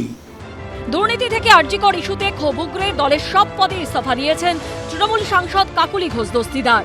বিধানসভায় মুখ্যমন্ত্রীর সঙ্গে দেখা করে জল্পনা উস্কে দিয়েছেন তৃণমূল বিধায়ক ঋতব্রত বন্দ্যোপাধ্যায় ও সন্দীপন সাহা। 8টা পুরসভায় ইস্তফা দিয়েছেন তৃণমূলের 118 জন কাউন্সিলর। এরই মধ্যে তৃণমূলের আরও দুর্নীতি সামনে এসেছে। বুধবারই ধৃত বাদুড়িয়া পুরসভার চেয়ারম্যান দীপঙ্কর ভট্টাচার্যর বাড়ির কাছে পাটক্ষেত থেকে উদ্ধার হয়েছে বস্তা বস্তা নগদ টাকা। এবিপি আনন্দ। দেখুন, আমরা সাংবাদিকরা অনেক সময় সোর্স প্রোটেক্ট করি। ইনফ্যাক্ট মানুষ আমাদের সঙ্গে, আমাদের নিউজ সোর্সরা কথা বলেন কেন, অনেক সময় এই ভরসায় কথা বলেন যে আমার নামটা প্রকাশ্যে অন এয়ার সুমন বলে দেবে না। আপনাদের মনে থাকবে যে 4 তারিখ যখন তৃণমূলের পার্টি অফিসে হামলা হচ্ছে, এই যেখানে আমাদের অফিস তার খুব কাছে, তখন যিনি প্রতিনিধি এসেছিলেন তৃণমূলের, তিনি বলছিলেন যে একেবারে হামলা হয়েছে এবং বিজেপি করেছে। তখন আমি বলেছিলাম তাকে থামিয়ে যে এটা বোধহয় আপনি ঠিক বলছেন না, আপনি ফ্যাক্ট চেক করুন। তার কারণ হচ্ছে আমার মোবাইলে একটা SMS এসেছিল। সেই SMS-টা আজকে বলতে কোনো দ্বিধা নেই, কারণ আমি নিজেই দেখলাম আজকে প্রেস কনফারেন্সে তিনি নিজের মুখেই ঘটনাটা বলছেন। সেই SMS-টা পাঠিয়েছিলেন আমার এই মুহূর্তে স্টুডিওতে যে 2 জন বসে আছে তাদের একজন, স্বরূপ ঘোষ। তার কারণ হচ্ছে তিনি লিখেছিলেন, আমি ব্যক্তির নাম করছি না স্বভাবতই, যে আরেকটা তৃণমূলের আরেক নেতা, প্রভাবশালী নেতা, খুব প্রভাবশালী নেতা, তার লোকেরা করছে। এবং তিনি স্পষ্ট লিখেছিলেন, এখনও টেক্সটটা আছে আমার মোবাইলে, যে গেরুয়া বিজেপির পতাকা নিয়ে গেরুয়া আবির মেখে তারা আমার পার্টি অফিস ভাঙছে, শুধু ভাঙছে না, আগুন দিচ্ছে, আগুন জ্বালিয়ে দিচ্ছে। আজকে নিশ্চয়ই বলতে দ্বিধা নেই যে এটা তোমার পাঠানো এই SMS। সুমন, আমি ঘটনাটা আমায় বলো। ঘটনা বলছি, তার আগে আমি একটা জিনিস ক্লিয়ার করতে চাই দর্শকদের কাছে, যে আমরা কিন্তু তৃণমূল কংগ্রেস থেকে পদত্যাগ করিনি। এখনো আমি তৃণমূল কংগ্রেসের সম্পাদক, রাজ্য সম্পাদক। সেই আইডেন্টিটিটা আমার এখনো নষ্ট হয়নি, দল যদি নষ্ট করে না দেয়। দিদি কেন লিখলেন আমরা বলতে পারবো না, কার কথায় লিখলেন বলতে পারবো না। আমি পদত্যাগ করেছি বড় চেয়ারম্যান হিসাবে, তার মানে কাউন্সিলর বা দল থেকে যে সরে গেছি এটা ভাবার কোনো কারণ নেই। আমি বড় চেয়ারম্যান না থাকা অবস্থায় দল করেছি প্রায় 25 বছর। তো বড় চেয়ারম্যান না থাকা অবস্থায় আরও আগামী দিনে 20 বছর দল করতে পারি, কিন্তু সেই দলেরও তো কথাটা শোনার জায়গা থাকতে হবে। একদম দুম করে কাউকে উৎকোচ নেওয়া ফেওয়া এগুলো জানি না উনি কোত্থেকে পেয়েছেন, কিন্তু মমতাদি ভালো করে জানেন। তো গিরগিটি এসবগুলো ব্যবহার করে বলেছেন, ভালো লাগলো শুনে যে এত বছর 30 বছর প্রায় একসঙ্গে রাজনীতি করেছি, যাকে ভগবানের জায়গায় রেখে রাজনীতি করেছি, তার কাছ থেকে এই পুরস্কারটা হয়তো প্রাপ্য ছিল না, কিন্তু হয়তো এটা আগামী দিনে আমাদের পথ চলতে উৎসাহিত করবে। কিন্তু দায়িত্ব নিয়ে বলতে পারি, অনেয়ার বলছি যে এই প্রোগ্রাম করবার জন্য কেউ আমাদের পরিচিত করেনি। যা সিদ্ধান্ত নিয়েছি নিজের দায়িত্বে নিয়েছি, নিজের বিবেকের কাছে মনে হয়েছে এটা নেওয়া দরকার। 7 দিন 10 দিন ভেবেছি, ভাবার পরে কিন্তু আজকে এই সিদ্ধান্তে এসেছি যে না, মানুষের রায়কে আমায় মেনে নিতে হবে, পদত্যাগ করতে হবে। এবং আজকে হয়তো স্বীকার করবেন না, যেদিনকে মমতা বন্দ্যোপাধ্যায়ের বাড়িতে মিটিং ছিল কাউন্সিলরদের, সেদিনকে আমি দেবাশিস কুমার এবং শুভাশিস চক্রবর্তীর সামনে মেয়র ফিরাদ হাকিমকে বলেছিলাম চলো আমরা সবাই মিলে পদত্যাগ করি। তিনিও আমার সঙ্গে সহমত পোষণ করেছিলেন। আচ্ছা, তিনি বলেছিলেন যে পদত্যাগ মানে করা উচিত। আমি জানি না উনি স্বীকার করবেন কি। আচ্ছা, কিন্তু কোনো ছলনার মধ্যে যাব না। এখনও তৃণমূল কংগ্রেসের প্রকৃত সৈনিক। কারণ আমাদের কাছ থেকে তৃণমূল কারাটা খুব একটা সহজ হবে না, বা আমরা তৎকাল বা প্যারাশুট তো নই। তৃণমূল কংগ্রেস তৈরির পিছনে মমতা বন্দ্যোপাধ্যায় আমাদের নেতৃত্ব ছিল, কিন্তু আমাদেরও রক্তঘাম ছিল। আমরাও কাঠবিড়ালির মতো একটা ভূমিকা পালন করেছিলাম। তোমার কর্মীরা যারা সুশান্ত ঘোষের দিকে তাকিয়ে দলটা করে, দেখুন আমার বিশ্বাস সবাই মমতা বন্দ্যোপাধ্যায়ের দিকে তাকিয়ে দল করে। আমরা একটা অনুঘটক মাত্র, অঞ্চলে অঞ্চলে আমরা সেটাকে মান্যতা দিই। মমতা বন্দ্যোপাধ্যায় আমাদের পাঠিয়েছিলেন, যে যে অঞ্চলে আমরা যাই সেই অঞ্চলে আমরা চেষ্টা করি মমতা দলটাকে স্ট্যাবলিশ করবার জন্য। যখন সমর্থন মানুষের কাছ থেকে আসে না, তার পরবর্তীকালে মানুষকে গিয়ে বোঝানোর দায়িত্বটা কিন্তু আমাদের ঘাড়েই পড়ে। কিন্তু এও দেখেছি নির্বাচন চলাকালীন, নির্বাচন চলছে, 4 তারিখে রেজাল্ট হেরে গেছে সমস্ত কিছু, 16 সালের নির্বাচনে সেম হলো, হারার পরে আমার পার্টি অফিস ঝামেলা করা হলো, বলা হলো যে আমি হারিয়ে দিয়েছি। 21 সালে তো আমাকে নির্বাচন প্রক্রিয়া থেকে বাদ দিয়ে দেওয়া হলো, একটা নন্দীগ্রামে, ওয়ার্ড দুজনে আমাকে নন্দীগ্রামে পাঠানো হলো। আমরা দুজনেই ছিলাম। তারপর নন্দীগ্রাম থেকে যখন আমি চলে আসলাম এখানে, আমাকে 1 মাস ঘরের মধ্যে বসে থাকতে হয়েছিল, আমি ইলেকশন করতে পারিনি। যে ওয়ার্ডটায় আমার নিজের হাতে গড়া 107 নম্বর ওয়ার্ড, তখন আমি ওখানকার কাউন্সিলর ছিলাম, একদম। বড় কোঅর্ডিনেটর ছিলাম, হ্যাঁ। সেই ওয়ার্ডে নির্বাচনে আমাকে ঘরে বসিয়ে দেওয়া হয়েছিল। আমি 1 মাস ঘরে বসেছিলাম, ঘর থেকে বেরোতে পারিনি। আমাদের দল ক্ষমতায় 21 সালে মমতা বন্দ্যোপাধ্যায় 20 সালে হঠাৎ করে একটা মঞ্চ থেকে ঘোষণা করলেন, আমি তখন টিভি দেখছিলাম, যে সুশান্ত তপসিয়া আগুন লেগেছে, তুই চলে যা, ওখানে গিয়ে দেখ কি হয়েছে, আমাকে রিপোর্ট করবি। দেবাশিস কুমার আমার ফোন করলেন, দেবাশিস কুমার বললেন তোকে মমতাদি ওখানে যেতে বলেছে। আমি একটা পায়জামা পরেছিলাম, পায়জামা পরে একটা বাইক নিয়ে চলে গেলাম তিলজলা। ওখানে কোনো কারণ ছাড়া আমার ফেলে মাটিতে ফেলে মারা হলো। আমি অভিযোগ করলাম, ছেলেগুলোর এগেনস্টে একটা এফআইআর পর্যন্ত নেওয়া হলো না। থানায় কমপ্লেন করলাম। রাত্রিবেলা ফিরহাদ হাকিম এসে বললেন, রাজ্যের মন্ত্রী, যে আগুনে মাথা গরম হয়ে গেলে ওরকম ঘটনা ঘটে। সেই অবধি ঠিক ছিল, অভিযোগ নেওয়া হলো না। পরবর্তীকালে মাথা গরম হলে এরকম মানে হয়। আচ্ছা, পরবর্তীকালে আমি দেখলাম যে ছেলেটা আমাকে হামলায় নেতৃত্ব দিল, হ্যাঁ। আমি তো নিজের ইচ্ছায় যাইনি, আমাকে পাঠানো হয়েছিল বলে আমি গেছিলাম। সেই ছেলেটাকে একটি রাজনৈতিক পদ দিয়ে তাকে পুরস্কৃত করা হলো। এবং আমি এই আপনি যেটা বলছিলেন 24 সালের ঘটনা, হ্যাঁ। না সুশান্ত, এখানে আমার কাট্টু ওই জাম্প কাটে একটা জায়গায় যেতে হবে। সেই সুশান্ত ঘোষ যখন দেখে যে আজকে তিলজলায় বেআইনি বাড়ি, বেআইনি কারখানায় মানুষের মৃত্যু হয়েছে এবং সেই কারখানা বুলডোজার দিয়ে ভেঙে ফেলা হচ্ছে, বেশ কিছু মানুষ যারা মনে করতেন যে ওখানে বেআইনি কাজ, মানে আইনের ঊর্ধ্বে তারা সমস্ত ধরনের বেআইনি কাজ করা যায়, মানুষকে ফেলে মারা তো যায়। আমি একটা ব্যক্তিগত উদাহরণ দিয়েছিলাম যে প্রেসের গাড়ি আমাদের ঢুকতে দেওয়া হতো না, দমকল আর প্রেস একটা জায়গায় আটকে থাকতো, আগুন নিভলে তারপরে তারা বিবেচনা করতেন যে আমরা ঢুকবো কি না। তার কারণ হচ্ছে সবটাই বেআইনি ছিল। কিন্তু আমার বক্তব্য যে এখন যখন তুমি দেখো যে বুলডোজার দিয়ে অন্তত প্রাইমারিলি সেই বেআইনি কারখানাটা ভাঙা হচ্ছে, তখন মানে সাধুবাদ দিতে ইচ্ছে করে প্রশাসনকে। এই পুলিশ দেখুন, যেটা হয়ে গেছে, এটা কারখানা হয়ে গেছে, সেখানেও তো কিছু গরিব মানুষ ইনভলভ। হ্যাঁ, বেআইনি কাজ মারা যাচ্ছেও, কিন্তু গরিব মানুষ মারা যাচ্ছে, গরিব মানুষ। 3জন বেআইনি কাজ বন্ধ করুক, কিন্তু সরকারের নিয়ম নীতিকে মেনে চললে মনে হয় সেটা খুব ভালো হয়। ফাঁসির আসামিরও আত্মপক্ষ সমর্থনের সুযোগ থাকা উচিত। বুলডোজার প্রাথমিকভাবেই মনে হলো আর বুলডোজার চালিয়ে দিলাম।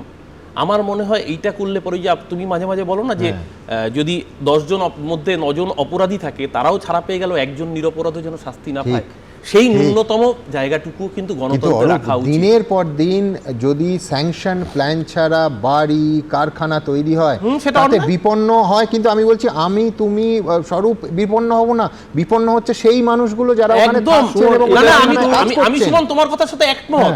আমি শুধু বলছি সেই ভাঙাটাও যেন আইনসম্মতভাবে হয়। ঠিক, আমার তাতে কোনো দ্বিমত নেই, ভাঙা হোক, কিন্তু সেই মানুষগুলোকে যেন নোটিশ পিরিয়ড সার্ভ করার সময় দেওয়া হয়। আমার হাতে রাষ্ট্রযন্ত্র আছে বলে আমি রাতারাতি বুলডোজার চালিয়ে দেবো, এটা কিন্তু ওরা দুজনেই পুরসভায় আছে। আমার এই প্রশ্ন থাকবে যে পুরসভা দিনের পর দিন, প্রশাসন এবং পুরসভা আলাদা করে কেউ নয়, কি করে চোখ বন্ধ করে থাকে। কিন্তু আমি আসবো তোমার অফিসের ঘটনা, কারণ ওটা আমি এটা বললাম, এটা কিন্তু একদিনের প্র্যাকটিস না, না না না, এটা 15 বছরের প্র্যাকটিস না, এটা সিপিএম এর আমল থেকে কিন্তু সিপিএম এর আমলে অন্যায় হয়েছে বলে আমার আমলে অন্যায় হবে, এটা হতে পারে না। I do agree with you, কিন্তু সেক্ষেত্রে বক্তব্য আছে, নিশ্চিতভাবে আমরা আগামী দিনেও বলবো। কিন্তু আমরা আজকে দাঁড়িয়ে এইটুকু বলতে পারি, সুমন তুমি যেটা বলছো ঠিক, অন্যায় হয়েছে নিশ্চিতভাবে। কলকাতা শহরে তো বেআইনি বিল্ডিং আছে, গার্ডেন রিচের ঘটনা চোখে আঙুল দিয়ে দেখিয়েছে। তারপরে যখন পুরসভাকে চিঠি করা হয়েছে, কটা ইল্লিগাল বিল্ডিং এর এগেইনস্টে ব্যবস্থা নেওয়া হয়েছে। আমি একবার তোমার পার্টি অফিসে, যেটা তুমি বলছিলে, হ্যাঁ ঘটনায় আসি। সেদিনকে সন্ধ্যাবেলা আমি বাঁকুড়া ছিলাম, দলই আমায় পাঠিয়েছিল বাঁকুড়ায়, এবং সেখান থেকে কাউন্টিং শেষ করে ভগ্ন হৃদয়ে যখন ফিরছি, মাঝ রাস্তায় আমার কাছে কতগুলো হোয়াটসঅ্যাপ আসে, এবং সেই হোয়াটসঅ্যাপের ছবিগুলো যখন আমি দেখলাম, যে ভিডিও আমার কাছে আসে, তাতে আমি কিছুটা অবাক হয়ে গেছিলাম। কারণ তার আগের দিন সন্ধ্যাবেলা অবধি তারা আমার সঙ্গে ছিল, এবং কেউ কেউ তার মেয়ের বিয়েতে নিমন্ত্রণ করেনি বলে, যেতে পারেনি বলে সেদিনকে মিষ্টি আমায় খাইয়ে গেছিল। এই ধরনের মানুষজন ভাঙচুর করেছে, এবং আমি কাউর নাম ধরে বলছি না, যারা আমার অফিস ভাঙচুর করেছে তারা কোন তৃণমূল আমি জানি না, তৎকাল তৃণমূল কি লালচুল তৃণমূল আমি জানি না, কিন্তু তারা তৃণমূল কংগ্রেস বলে তাদের একটা পরিচিতি ছিল, এবং তাদের আমি নাম দিয়ে থানায় অভিযোগ করেছি। তাহলে আমার তো সমীর বিশ্বাস- ভট্টাচার্যই সঠিক কথা বলেছেন আমি যে আমি এখানে আরেকটা জিনিস বিজেপির add করছি, পতাকা এবং আবির আমি নিয়ে এখানে একটা জিনিস add তৎকাল করছি, ঠিক একইভাবে ও বিজেপি যেরকম হয়েছে। বাঁকুড়ায় ছিল, হ্যাঁ। আমি ঝাড়গ্রামে ছিলাম দলের বেশ, পক্ষ থেকে দায়িত্ব বেশ। নিয়ে। ঝাড়গ্রামে আমাদের ক্যাম্প আক্রান্ত হ্যাঁ। হয়। আমি সেখান থেকে সবাইকে রেস্কিউ করে আমার ওখানকার যুব সভাপতি থেকে ক্যান্ডিডেটের সাথে কোঅর্ডিনেট করে আমিও মধ্যরাতে প্রায় বাড়ি ফিরছি। আমার বাড়ির পাশে যে 12 বুথের মাঠে প্রতিবার মমতা ব্যানার্জি মিটিং করেন, এবারও করে গেছেন, সেই পার্টি অফিস, তৃণমূল কংগ্রেস ভবন তৈরি হওয়ার আগে সেই পার্টি অফিসও ভাঙচুর হয়। পরের দিন যখন গিয়ে আমরা পার্টি অফিস খুলি এবং তার পরবর্তীকালে যখন এবং বিজেপির নেতৃত্বের পক্ষ থেকে একটি নাম্বার দিয়ে ফোন করে আমাদেরকে বলা হয়েছে যে যদি কোথাও দেখেন অন্যায় হচ্ছে আমাদেরকে জানাবেন, আমরা উই উইল টেক অ্যাকশন। এটা ভাবের ঘরে চুরি করব না। আমি অন্তত ব্যক্তিগতভাবে 3টে ইনসিডেন্ট জানিয়েছি, 3টে ইনসিডেন্টই ওনারা ব্যবস্থা নিয়েছেন। আমরা কিন্তু 2021-এর পরে এই বার্তাটা দিতে পারিনি। আজকে এটা তো ঘটনা 2021-এ মগরাহাটে সম্ভবত বিজেপির যিনি প্রার্থী ছিলেন, আজকে সেই ঘটনা নিশ্চিতভাবে এখানেও পোস্টপোল ভায়োলেন্স হয়েছে। এই যেমন ইয়েতে সহদেব বাগ সম্ভবত গোঘাটের তিনি মারা গিয়েছেন, বা বেলেঘাটে একজন মারা গিয়েছেন, কিন্তু একটা কোথাও বিজেপির টপ লিডারশিপ এইটাকে বেশি বাড়তে দেননি, এবং তারা সেক্ষেত্রে চেষ্টা করেছেন কিছুটা হলেও অন্তত সংযত থাকার বার্তা দিতে। এইটা বললে এখন বিজেপি বলে দাগিয়ে দেওয়া হবে। এবং মুশকিল হচ্ছে বাইনারির বাইরে তুমি গিয়ে, যদি- তৃণমূল আর বিজেপির বাইরে গিয়ে কোনো মানুষের স্বাধীন সত্তা থাকতে পারে না। আমরা বোধহয় এই সমস্যাটা হয়েছে সৌজন্যের রাজে। জ্যোতিপ্রিয় মল্লিক আমরা তখন প্রতিবাদ করিনি, এটা ঠিক, আমাদেরও ভুল ছিল। কেন বালুদা বলবেন যে কোনো সিপিএম এর বাড়িতে নিমন্ত্রণ অনুষ্ঠানে যাওয়া যাবে না? পশ্চিমবঙ্গের রাজনীতিটা ছিল না, না, সেটা বলার পরিবেশ ছিল না তখন তো। আজকে ডক্টর বিধানচন্দ্র রায় মুখ্যমন্ত্রী, জ্যোতি বসু বিরোধী দলনেতা। আমি বড়দের কাছে গল্প শুনেছি, তুমুল সমালোচনা করছেন বিধানসভার অন্দরে জ্যোতি বসু, বিধানবাবু দেরিতে ঢুকছেন বলে, যে বিধানবাবু বিধানসভাকে গুরুত্ব দেন না। বিধানচন্দ্র রায় এসছেন, জ্যোতি বসুকে পরে ডেকে পাঠিয়েছেন, বলছেন তুমি তাড়াতাড়ি বাড়ি যাও, তোমার মা অসুস্থ, আমি তার ট্রিটমেন্ট করে এসেছি। এটা ছিল বিরোধী রাজনীতি। সিদ্ধার্থ শঙ্কর রায় জ্যোতি বসুর মধ্যে একদম। তুমুল বিরোধিতা সত্ত্বেও তারা একসাথে কথা বলতে পারতেন। সেই পরিসরটাকে তো নষ্ট করেছি আমরা। একদম। আমি একটা গল্প, এটা শুধু একটু এক্সটেন্ড করি। হ্যাঁ হ্যাঁ, এই অফিস ভাঙার ব্যাপারে আপনি হ্যাঁ, দেখবেন, আমি তার আগে একবার অরূপের একটা বক্তব্য এক্সটেন্ড করি।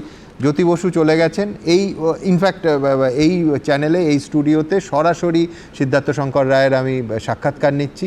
বলছেন যে ব্যক্তিগত জীবনে জ্যোতি বসু অর্থাভাবে মাছ কিনতে পারতেন না, সেই দিকেও সিদ্ধার্থ শঙ্কর রায় নজর দিয়ে তার স্ত্রীকে বলছেন যে জ্যোতির শরীর থাকবে কি করে। মানে আমি বলছি চূড়ান্ত রাজনৈতিক প্রতিদ্বন্দ্বিতার মধ্যেও কিন্তু দুজন শীর্ষ নেতৃত্বের এই সম্পর্কটা আগাগোড়া ছিল। হ্যাঁ, আমি যেটা বলছিলাম যে তুমি খেয়াল করে দেখবে 4 তারিখে কলকাতা শহরের সমস্ত পার্টি অফিস দখল করার যে ক্যারেক্টারটা ছিল, তো কোথাও ফ্ল্যাগ টানিয়ে নামিয়ে ফ্ল্যাগ লাগিয়ে দিয়েছে, কোথাও দরজায় একটা তালা মেরে দিয়েছে, কোথাও ভেঙে দিয়েছে, এগুলো কিন্তু একটা পার্ট। কিন্তু রুবির যে অফিসটা আক্রমণ করা হয়েছে সেটা কিন্তু শুধু ফ্ল্যাগ খোলা হয়নি, সেখানে ঢুকে এসি খুলে নিয়ে চলে যাওয়া হয়েছে, ফ্রিজ ভেঙে দেওয়া হয়েছে, ল্যাপটপ ছিল ল্যাপটপ ভেঙে দেওয়া হয়েছে, এবং পুরো অফিসে আগুন লাগিয়ে দেওয়া হয়েছে। মানে বাকিগুলোর ক্যারেক্টার একরকম, এটার ক্যারেক্টার একরকম, এবং এটা প্রি প্ল্যান। কোনো একটা পক্ষ ওই 4টের পর থেকে 7টা অবধি সময়টা কাজে লাগিয়ে দিয়েছে, এবং সেটা বিজেপির পতাকা হাতে নিয়ে, গেরুয়া আবির নিয়ে, এবং মানে আমি নিশ্চিত এর পিছনে বিজেপির কোনো ভূমিকা ছিল না। তুমি নিশ্চিত যে বিজেপির কোনো ভূমিকা ছিল না? এটা পুরোটাই বিজেপি, তৎকাল বিজেপি বলি বা বিজেপি সাজার চেষ্টা, একেবারে খুব পরিষ্কার দুজনে তাদের বক্তব্য ক্লিয়ার করে দিলেন। ঠিক এই জায়গায় বিজেপি কি বলছে নিশ্চয়ই আপনাদের জানার ইচ্ছে হচ্ছে। আমি আমার পরের প্রতিবেদনটা কাকলি ঘোষ দস্তিদার, যিনি তৃণমূলের সমস্ত পদ ছাড়লেন, নিঃসন্দেহে সেই প্রতিবেদনটা দেখাবো। আর যখন আপনারা এটা দেখবেন তখন স্টুডিওতে দেখে নেব বিজেপির প্রতিনিধি সায়ন্তন বসুকে এবং বিশেষজ্ঞ অধ্যাপক শুভময় মৈত্রকে এবং শিল্পী সমীর আইচকে এই স্টুডিওতেই। দেখুন, প্রাতিষ্ঠানিক দুর্নীতির বিরুদ্ধে সর্বস্তরে নিশ্চয়ই কিছু বলার প্রয়োজন আছে। দিদির সামনে ভালো ছেলে মেয়ে ছেড়ে থাকুন না, দিদি আমার কিছু বলার নেই, এখন দিদি হেরেছে, আমরা হেরেছি, পার্টি হেরেছে, এখন অনেকে অনেক কিছু বলবে। ভোটে ভরাডুবির পর তৃণমূলের অবস্থা টলমলো। একের পর এক হেভিওয়েট নেতা পদ ছাড়ছেন, ক্ষোভ উগরে দিচ্ছেন। এরই মধ্যে সামনে এসে পড়ল দলের 2 সাংসদের কোন্দল। দুর্নীতি প্রসঙ্গ টেনে চলল কাদা ছোড়াছুড়ি। দলেরই সাংসদের বিরুদ্ধে অশালীন আচরণের অভিযোগ তুলে তৃণমূলের সব পদ ছাড়লেন সাংসদ কাকলি ঘোষ দস্তিদার। ভোটে বিপুল পরাজয়ের পর কালীঘাটের বৈঠকে কাকলি ঘোষ দস্তিদারকে সরিয়ে লোকসভার মুখ্য সচেতকের দায়িত্বে ফেরানো হয় শ্রীরামপুরের সাংসদ কল্যাণ বন্দ্যোপাধ্যায়কে। এরপর কাকলি ঘোষ দস্তিদার সোশ্যাল মিডিয়ায় পোস্ট করেন 76 থেকে পরিচয়, 84 থেকে পথ চলা শুরু। 4 দশকের আনুগত্যের জন্য আজ পুরস্কৃত হলাম। এর ঠিক 10 দিনের মধ্যেই গত রবিবার তৃণমূলের বারাসাত সাংগঠনিক জেলার সভাপতির পদ থেকে ইস্তফা দেন কাকলি ঘোষ দস্তিদার। এই অস্বচ্ছতার বিরুদ্ধে এবং এই বৈভবের বিরুদ্ধে এবং এই যে প্রাতিষ্ঠানিক দুর্নীতির বিরুদ্ধে সর্বস্তরে নিশ্চয়ই কিছু বলার প্রয়োজন আছে। পশ্চিমবাংলায় প্রথম সিন্ডিকেট কথা উঠেছিল রাজারহাট মিউনিসিপ্যালিটিতে, তখন রাজারহাট মিউনিসিপ্যালিটি ছিল বারাসাত পার্লামেন্টারি কনস্টিটুয়েন্সির মধ্যে। সেই সিন্ডিকেট কারা চালিয়েছিল? এই যে 5 লাখ টাকা সবাইকার সামনে নিয়ে এসে তো পুরো ভিডিও তো সারা ভারতবর্ষ দেখেছে। তাহলে এবার শ্রমিক ভট্টাচার্য ঠিক করুক কে ভালো তৃণমূল আর কে খারাপ তৃণমূল। প্রাতিষ্ঠানিক দুর্নীতির মহারানী উনি। মহিলা তৃণমূল কংগ্রেসের সভানেত্রী, ওয়ার্কিং কমিটির সদস্য পদ সহ দলের সব পদ থেকেও ইস্তফা দিলেন কাকলি ঘোষ দস্তিদার। ইদানিংকালে একজন সাংসদ তিনি পুরুষতান্ত্রিক দৃষ্টিভঙ্গি নিয়ে যেভাবে মহিলা সাংসদদের উপরে আক্রমণ করতেন এবং আমাকেও যে কথায় আক্রমণ করেছেন, যে ভাষা অশালীন, অসভ্য, অশিক্ষিত এবং আমি এটা সমীচীন মনে করিনি। এটা মনে পড়াতে আমি এই পথটা যদি নিজেই এই আক্রমণটাকে প্রতিহত করতে অক্ষম হই বা দলীয় নেতৃত্ব অক্ষম হয়, তাহলে পথটা ধরে রাখা মানে হয় না বলে মনে করে এটা ছেড়ে দিলাম। উনি কম খিস্তি দেন? মুখ কি বাপ রে বাপ, এটা মহিলার মুখে এরকম কথা শোনাই যায় না। আমাকে একবার দিদির কাছে লিখিত কমপ্লেন করতে হয়েছিল ওর বিরুদ্ধে। দলের সব পদ থেকে অব্যাহতি চেয়ে বুধবার তৃণমূলের রাজ্য সভাপতি সুব্রত বক্সিকে চিঠি দেন কাকলি ঘোষ দস্তিদার। সেখানে তিনি লেখেন, যে পদে থাকাকালীন মহিলা সাংসদের ওপর অন্য একজন অশিক্ষিত অভদ্র দলীয় সাংসদের অশালীন আচরণ বন্ধ করা যায় না বা ঊর্ধ্বতন নেতৃত্বের সহযোগিতা সহানুভূতি পাওয়া যায় না, সে পদে থাকার মানে হয় না। পাশাপাশি আরজিকর কাণ্ড, রেশন দুর্নীতি, নিয়োগ দুর্নীতির প্রসঙ্গ উল্লেখ করেন। কৃষ্ণেন্দু অধিকারী ও বিজেন্দ্র সিংহের রিপোর্ট, এবিপি আনন্দ। আমি সরাসরি সায়ন্তন বসুর কাছে আসব। সায়ন্তন, আপনি শুনলেন যে একেবারে স্পষ্ট করে শ্রমিক ভট্টাচার্য প্রথম আমার সাক্ষাৎকারে যে কথা বলেছিলেন যে একেবারে এরা বিজেপির নয়, বিজেপির ফ্ল্যাগ কিনে গেরুয়া আবির মেখে তৃণমূলেরই পার্টি অফিস ভাঙচুর করেছে তৃণমূলের একটা অংশ। এ তো যার পার্টি অফিস ভাঙা হয়েছে, আগুন লাগানো হয়েছে, তিনি প্রথম দিনই যখন ঘটনা ঘটছে ছবি দেখে আমায় টেক্সট করেছিলেন, আমি দর্শকদের সঙ্গে সঙ্গে অনায়াসে কথা বলেছিলাম। আজকে তো একদম প্রকাশ্যে বলছেন। হ্যাঁ, আমি দেখছিলাম এবং একদম ঠিকই বিষয়টা এসছে। যেটা আমাদের রাজ্য সভাপতি বলেছিলেন, মুখ্যমন্ত্রী হওয়ার আগে ওয়েটিং চিফ মিনিস্টার যেটা বলেছিলেন সেটাই বাস্তব সত্য। দুপুর 2টো অবধি তৃণমূলের কাউন্টিং ক্যাম্পে বসে থেকেছে, তারপরে গেরুয়া আবির মেখে তৃণমূলেরই পার্টি অফিস ভেঙে দিয়েছে, মমতা বন্দ্যোপাধ্যায়ের ছবি ভেঙে দিয়েছে। এই প্রমাণ আমাদের কাছে আছে। বিজেপির কোনো কর্মী কার্যকর্তা তৃণমূল কংগ্রেসের পার্টি অফিসে আক্রমণ করেছে, তৃণমূল কংগ্রেসের কোনো নেতার উপর আক্রমণ করেছে, খুব একটা প্রমাণ নেই। 1-2টো ঘটনা বিচ্ছিন্ন হলেও হতে পারে, আমি তর্কের খাতিরে মেনে নিচ্ছি। কিন্তু 90% বা 99% ক্ষেত্রে যারা এই বিশৃঙ্খলাটা করেছে তারা কেউ বিজেপির কর্মী নয়। 4 তারিখ দুপুর 12টা অবধি তারা তৃণমূলের কাউন্টিং ক্যাম্পে ছিল। দুপুর 2টোর পরে তারা বিজেপি হয়েছে। কেউ তাদের তৎকাল বিজেপি নাম দিয়েছে, কেউ তাদের 4 তারিখের পরে দুপুর 12টার বিজেপি নাম দিয়েছে। তারা বিজেপি খায় না মাথায় দেয় জানে না, তারা শ্যামাপ্রসাদ মুখার্জির বানানটা কোনোদিনও বলতে পারবে না। তার জন্য এই তারা দুর্বৃত্ত, তারা অসামাজিক তত্ত্ব এবং পুলিশ তাদের বিরুদ্ধে ব্যবস্থা নিয়েছে। দেখেছেন বহু গ্রেপ্তার হয়েছে। এবার এদের ক্ষেত্রে সমস্যা হচ্ছে, এরা তো বিজেপির প্রাইমারি মেম্বারও নয়, এদের বিরুদ্ধে পার্টি কী অ্যাকশন নেবে? পুলিশ ব্যবস্থা নিয়েছে। এবং যেটা আমাদের সুশান্তবাবু বললেন, আমি শুনছিলাম, একদম ঠিক বলেছেন। কসবার যে ঘটনাটা ঘটেছে তাতে বিজেপির কর্মীরা যুক্ত নয়, কিছু অসামাজিক তত্ত্ব, সমাজ বিরোধীরা যারা মূলত তৃণমূল করত, কিছুক্ষণের জন্য বিজেপি হয়েছিল, তারা যুক্ত থেকেছে। পুলিশ তাদের বিরুদ্ধে ব্যবস্থা নিচ্ছে। বেশ, আমার আরও 2 অতিথি আছেন। সমীর রাইচ। প্রথমে আমি সুমন, অরূপ এবং স্বরূপকে আমার ভালোবাসা জানাচ্ছি। আমার খালি ওদের কাছে মানে সেটা কি এই স্বস্তি থেকে যে আমার শোতে যেরকম একেবারে হেড অন যতটা এনার্জি এবং কণ্ঠশক্তি ব্যয় করতে হতো সমীর রাইচকে, হ্যাঁ, অরূপ চক্রবর্তীর আজকের পর সেটা একটু সমীর রাইচের এনার্জি আর কণ্ঠশক্তি বাঁচবে বলে? না না, তা নয়। অ্যাকচুয়ালি অরূপ ডেফিনেটলি ডিবেট করেছে, তর্ক করেছে, ও নিজেই বলল দলকে ডিফেন্ড করেছি, আমি তারপরে আসছি। কিন্তু অরূপ সুবক্তা এবং ভদ্রলোক। স্বরূপকেও আমি যে স্বরূপকে চিনি, সেই স্বরূপ কি সেটা হয়তো লোকাল লোক জানে, কিন্তু আমার কাছে যেই স্বরূপকে আমি আগে চিনতাম, এইসব মানে তৃণমূলের ও কেউ কেটা হওয়ার আগে, সেই স্বরূপও কিন্তু ভালো মানুষ, কালচারাল ছেলে। এই পূর্বরাগটা আমি অবশ্য জানতাম না। হ্যাঁ হ্যাঁ, তার কারণ ও অর্পিতা ঘোষের ও ভাই। তো দ্বিতীয় কথা হলো, আমার খালি একটাই অবাক লাগে, আমি আমাদের এই অরূপকে বলে দিনের পর দিন বলেছি যে তোরা তো ভাই চুরি করিসনি, আমরা তো কেউ বলিনি তোরা গিয়ে আরজি করে ঘটিয়েছিস, তাহলে তোরা একটা শিক্ষিত ছেলে হয়ে কেন এই দায় নিচ্ছিস? যেটা অরূপ বলল যে আমরা পার্টিকে ডিফেন্ড করেছি। আমার কথা হলো, আমাদের রাজ্যের যারা শিক্ষিত মানুষ অন্ততপক্ষে, তারা খালি পার্টিকে ডিফেন্ড করার জন্য দিনের পর দিন এই অন্যায়গুলোকে কেন তারা সেভ করার চেষ্টা করেছেন? আজকে যেই কথা ওরা দুজন বলছে, সেই কথাগুলো এতদিন বলেনি কেন? এখন বলেছে ভালো কথা, কিন্তু আরেকটা এখানে টুইস্ট রয়েছে। ওরা দুজন বলেছে আমরা এই পোস্ট থেকে রিজাইন করেছি, কিন্তু আমরা তৃণমূল দলে আছি, আমরা কাউন্সিলর আছি। কেন ভাই? তোমরা যদি এখনও না বোঝো যে এই দলটা পশ্চিমবঙ্গের কতটা ক্ষতি করেছে সর্বক্ষেত্রে, তারপরেও যদি বলো আমরা এই দলটাতে আছি, দরকার তোমাদের দল করার দরকার নেই। আমি দাদা হিসেবে ওদের বলছি, তোমাদের যে ব্যক্তিগত ইমেজ সেটা মানুষের কাছে সুন্দরই থাক।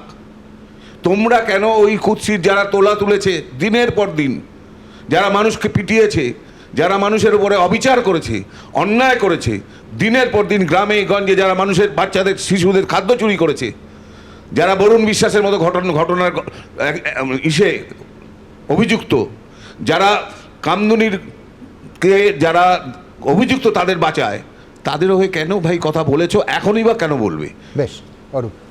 না, আমি প্রথমেই বলছি যে এই মুহূর্তে আমি অ্যাকাউন্টস কমিটি থেকে পদত্যাগ করেছি, কিন্তু আমার কাছে এখনও দুটো পদ রয়েছে। সেটা কোনটা আপদ কোনটা বিপদ আমি জানি না। আমি মুখপাত্র পদ থেকে আমি ইস্তফা দিচ্ছি, সেটা আমি ইতিপূর্বেই জানিয়েছি তোমার অন এয়ারও, তোমার দলের মধ্যে এই দুটো পদ রাখা তোমার পক্ষে নিরাপদ তো? না, আমি আসছি। দ্বিতীয় কথা হচ্ছে জনপ্রতিনিধিত্ব। একটা জিনিস সুমন, এটা ঘটনা, আমি চাইলে আমি কালকেই কাউন্সিলর পোস্ট থেকে রিজাইন করতে পারি এবং আমি মানসিকভাবে প্রস্তুত। কিন্তু আমাকে কাউন্সিলর তো শুধু আমার দলের কর্মী সমর্থকরা বানায়নি। কর্মী সমর্থকদের ভোট কত পার্সেন্ট? দলের বাইরে আমার যারা ধরুন বিরোধী মতের, তারা আমাকে ভোট না দিলেও সাধারণ মানুষও তো ভোট দিয়েছেন। কিন্তু যখন আমি জনপ্রতিনিধি, আমি আমার বিরোধী মতেরও জনপ্রতিনিধি। আমি এরকম জনপ্রতিনিধি নই যে আমাকে একটা ধর্মীয় সম্প্রদায়ের মানুষ ভোট দেয়নি বলে আমি তাকে সার্টিফিকেট দেবো না। আমি এই জনপ্রতিনিধিত্বে বিশ্বাস করি না। আমার কাছে আমার বিরোধী মতের যারা, আজকেও সকালবেলা আমার অফিসে প্রতিদিন আপনি জানেন যে জনপ্রতিনিধির অফিসে অসংখ্য মানুষ সইয়ের জন্য আসেন। আমি অল্টারনেটিভ যেহেতু এই পরিস্থিতিতে সেই মানুষগুলো যাতে বিপাকে না পড়েন, তাদের কাজটা যাতে আটকে না যায়, আমি খুব জলদি অল্টারনেটিভ ব্যবস্থা করতে, আমি আজকেই কমিশনারকে মিট করেছি, সেক্রেটারির সাথে কথা বলেছি। অল্টারনেটিভ কি ব্যবস্থা আছে আমি তাদের সাথেও আলোচনা করেছি। যেই মুহূর্তে হবে অ্যাজ সুন অ্যাজ পসিবল, আমার পদের মোহ নেই, আমি যতটুকু জানি স্বরূপেরও পদের মোহ নেই। পদের মোহ থাকলে আজকে অন্তত এখানে এসে এটা বলতুম না। এক, দ্বিতীয় কথা, ঠিক যতক্ষণ আমি পার্টির সোলজার, আমি পার্টির ডিসিপ্লিন মেনে চলবো। আজকে আপনি বলতেই পারেন ভোটে হারার পর কেন বলছি, ঠিক এই বলার অধিকার আপনার আছে, কিন্তু এটাও তো ঘটনা। আজকে দিনের পর দিন যখন আমরা ডিফেন্ড করেছি, আমি আমার আজকে সুমন জানে ঘটনাটা, আমি 17ই মার্চ যেদিনকে আমাদের ক্যান্ডিডেচার ডিক্লেয়ার হয়েছে, আমি নাম করে বলছি না, আমি আমার মানে সুমনের সেদিনকে যুক্তিতক্কের শো ছিল, যুক্তিতক্কের শোতে আমি আমার মন খারাপ, দল তো আমাকে রিকগনিশন দেয়নি, তারপরও এসে দলের হয়ে কথা বলে ওই শোতে ওই চেয়ারে বসে ওখান থেকে রেজিগনেশন টাইপ করে আমি দলের নেতৃত্বের কাছে পাঠিয়েছি। কিন্তু তারপরে মুখ খুলিনি। আপনি বলতে পারেন কেন মুখ খুলিনি? আমি চাইনি নির্বাচনের মুখে দলকে বিড়ম্বনায় ফেলতে। যে দলের জন্য আজকে তো আমি মুখপাত্র হয়েছি দলের জন্যই, নির্বাচনের মুখে দলকে বিড়ম্বনায় ফেলাটাও বোধহয় দলীয় অনুশাসন মানা কর্মীর জন্য সমীচীন হতো না। দিনের শেষে যেইটুকু স্বীকৃতি হয়েছে সেটা তো মমতা ব্যানার্জির দল করি বলেই হয়েছে। আজকে খারাপ সময় শুধু মানে ভালো সময়ের খিটটুকু নিয়ে চলে যাব, খারাপ সময়ের দায়িত্বটা নেব না, সেটা হলো সুবিধাবাদী অবস্থান হতো। আমি আবারও বলছি, জনপ্রতিনিধিত্বের পদটা ছাড়তেও আমার দ্বিরুক্তি নেই। আমি আজকেই সেটা নিয়ে কথা বলেছি যে এই মুহূর্তে আমি জানতে পারবো যে অল্টারনেটিভ ব্যবস্থা হয়েছে, অ্যাজ সুন অ্যাজ পসিবল আমি সেখান থেকে করে দিই। বেশ, আমি এখানে শুধু যোগ করব, যেহেতু ও আমায় রেফার করলো, আমরা একটু বিশেষ করে আমি তো ব্যক্তিগতভাবে আজকে বলতে কোনো দ্বিধা নেই, বিস্মিত হয়েছিলাম। বিশ্বাস করুন, একবারে সেন দৃষ্টি রেখেছিলাম যে অরূপ চক্রবর্তী ওখানে বসে তার পদত্যাগপত্র টাইপ করছিল, সেই অরূপ চক্রবর্তী যখন উঠে 10 হাত দূরে গিয়ে পোডিয়ামে বলছে তার মধ্যে কতটা তৃণমূলত্ব থাকে। এবং মানে বলতে আজ কোনো দ্বিধা নেই, অরূপ 100-এ আমায় যদি মার্কিং করতে হয় সেই দিনের সেই শো আপনারা ইউটিউবেও দেখতে পারেন, 100-এ 200 দেওয়ার মতো বলেছিল, এতটাই জোরের সঙ্গে। এবং কেউ কল্পনাও করতে পারবে না যে পোডিয়ামে বলা তৃণমূল কংগ্রেসের প্রতিনিধি অরূপ চক্রবর্তী তার 5 মিনিট আগে ওই চেয়ারে বসে ওই যুক্ততর্কের মঞ্চ থেকে দলের সঙ্গে তার তীব্র একটা মানবিমানের প্রক্রিয়া চলছে, বা আমি বলবো যে সম্পর্ক বিচ্ছিন্ন করার অফার বা সিদ্ধান্ত তার দিক থেকে জানানো হচ্ছে। ও উঠে যখন পোডিয়ামে বলেছিল তখন ইনফ্যাক্ট মানে সেই অনুষ্ঠানের অন্যতম সেরা বক্তা ছিল সেদিন অরূপ চক্রবর্তী। হ্যাঁ, আমি একটা পয়েন্ট অরূপদার ক্ষেত্রে অ্যাড করতে চাই। আমি তো অরূপদাকে বহু বছর চিনি, আমরা একজন দুজনকে বহু বছর জানি, সবই ঠিক আছে, কিন্তু অরূপদা আজকে যে ভালো ভালো কথাগুলো বলছেন, মুখ্যমন্ত্রী প্রশাসনিক সভা করতেন, একদিনও বিজেপির কোনো বিধায়ক বা সাংসদকে ডাকেননি কোথাও। তখন অরূপদা কেন এটা প্রকাশ্যে যদি নাও বলতে পারেন, পার্টির মধ্যে প্রসঙ্গ তুলেছেন, কাউন্সিলর হিসেবে কর্পোরেশনে তুলেছেন। আজকে তৃণমূল হেরে গেছে, যেটা তখন অবিশ্বাস্য ছিল, কেউ ভাবতে পারতো না তৃণমূলও হারতে পারে। আজকে তৃণমূল হেরে গেছে, ওনার পক্ষে, অরূপদার পক্ষে বা বাকি অন্যদের পক্ষে বলা খুব সুবিধা হচ্ছে, কারণ মোটামুটি যারা একটু রাজনীতি বোঝেন তৃণমূলের আর ভবিষ্যৎ নেই, এটা সবাই আন্দাজ করতে পারছেন। অরূপদার প্রতি আমার কোনো অভিযোগ নেই, কিন্তু আমাদের একটা অভিমান আছে। আপনি কর্পোরেশনের কর্পোরেটর দীর্ঘদিনের, কেন এই প্রসঙ্গ তোলেননি যে প্রশাসনিক সভা হয়, বিজেপির কোনো সাংসদ বিধায়ক কেন ডাক পান না? আজকের প্রশাসনিক সভা হচ্ছে, বিধায়করা যাচ্ছেন, বিরোধী দলের অনেকে যাচ্ছেন না, সাংসদ যাচ্ছেন যাকে ডাকা হচ্ছে। একটা তো টোকেন প্রেজেন্সের দরকার ছিল। আমি আপনাকে উত্তরটা দিচ্ছি সায়ন্তন, আপনি পুরোটা হয়তো জানেন না, বা আপনি এর আগের সেগমেন্টে আমার বক্তব্যটা শোনেননি। আমি কিন্তু এর আগের সেগমেন্টেও বলেছি রাজনৈতিক সংস্কৃতিটা নষ্ট হয়ে গিয়েছিল। কোন কোন রেফারেন্স এনেছি আপনি পরে রিপিটে দেখে নেবেন। দ্বিতীয় কথা, আজকে আমার এখনো মনে পড়ছে সম্ভবত একটি প্রশাসনিক সভায় খগেন মুর্মুকে আমন্ত্রণ জানানো হয়েছিল শিলিগুড়িতে, উত্তরবঙ্গে, এবং সেটা নিয়েও তখন খগেন মুর্মুকে আপনাদের দলেরই একটা অংশ দাগিয়ে দেওয়ার চেষ্টা করছিল, তাহলে কি মমতা বন্দ্যোপাধ্যায়। এই যে রাজনৈতিক পারস্পরিক মানে একটা মতাদর্শ আলাদা হতে পারে, কিন্তু একটা মানুষ মানুষের সাথে কথা বলুন। আমি একটা উদাহরণ দিই আপনাকে। সজল আমার সতীর্থ পুরো প্রতিনিধি, কলকাতা পুরসভায় বিজেপির আজকেও এমএলএ হয়েছে, নেবুতলা পার্কের পুজোটাও করে। যেবারও রাম মন্দির করেছে আমি মতাদর্শগত কারণে যাইনি, কিন্তু সজল একবার ওই লাইটিং দিয়ে ডোম দিয়ে পুজো করেছিল, সুন্দর পুজো। আর আমি আমার এক বন্ধুর ছেলে বাচ্চা ছিল, ও বায়না করেছে আমি চল নিয়ে যাই। কেন আমি সজলের পুজো বলে পরিচিত সেই পুজোয় গেছি, তার জন্য আমাকে বিজেপি বলে দাগিয়ে দেওয়া হয়েছে। এই যে স্বাভাবিক সৌজন্যের সংস্কৃতি হারিয়ে গেছে। তো আজকে একটা শোয়ের মাঝখানে সুমন জানে কিভাবে ভাইরাল করা হয়েছে যে একটা সিপিএম এর মুখপাত্র ছিল শতরূপ ঘোষ, ও আমাকে আক্রমণ করে, মানে আমার দলকে আক্রমণ করে একটা স্টেটমেন্ট রাখছে। আমি তরুণজ্যোতি হাত তুলেছে, আমি তরুণজ্যোতিকে ঠিক এভাবে বলছি এটা আমার দলের জন্য বলছে, এটা আমি উত্তর দেবো। এই যে তরুণজ্যোতিকে আমি আঙুলটা স্পর্শ করেছি, সেটা নিয়ে সমাজ মাধ্যমে ভাইরাল করাচ্ছে। দেখেছো তৃণমূল বিজেপি সেটিং? এই আজকে এই রাজনৈতিক এই যে একটা কলুষিত পরিবেশ না, এটা আমরাও তার থেকে বিরত হতে পারিনি, আমরাও এই দায়টা এড়াতে পারি না। আজকে যে কথা আপনি বলছেন, আমি তো ওপেন বলেছি যে আজকে মুখ্যমন্ত্রী যেটা করেছেন এটা তো সদর্থক ভূমিকা। কেন গণতন্ত্র, আমরা তো বলি হাউস বিলংস টু অপোজিশন।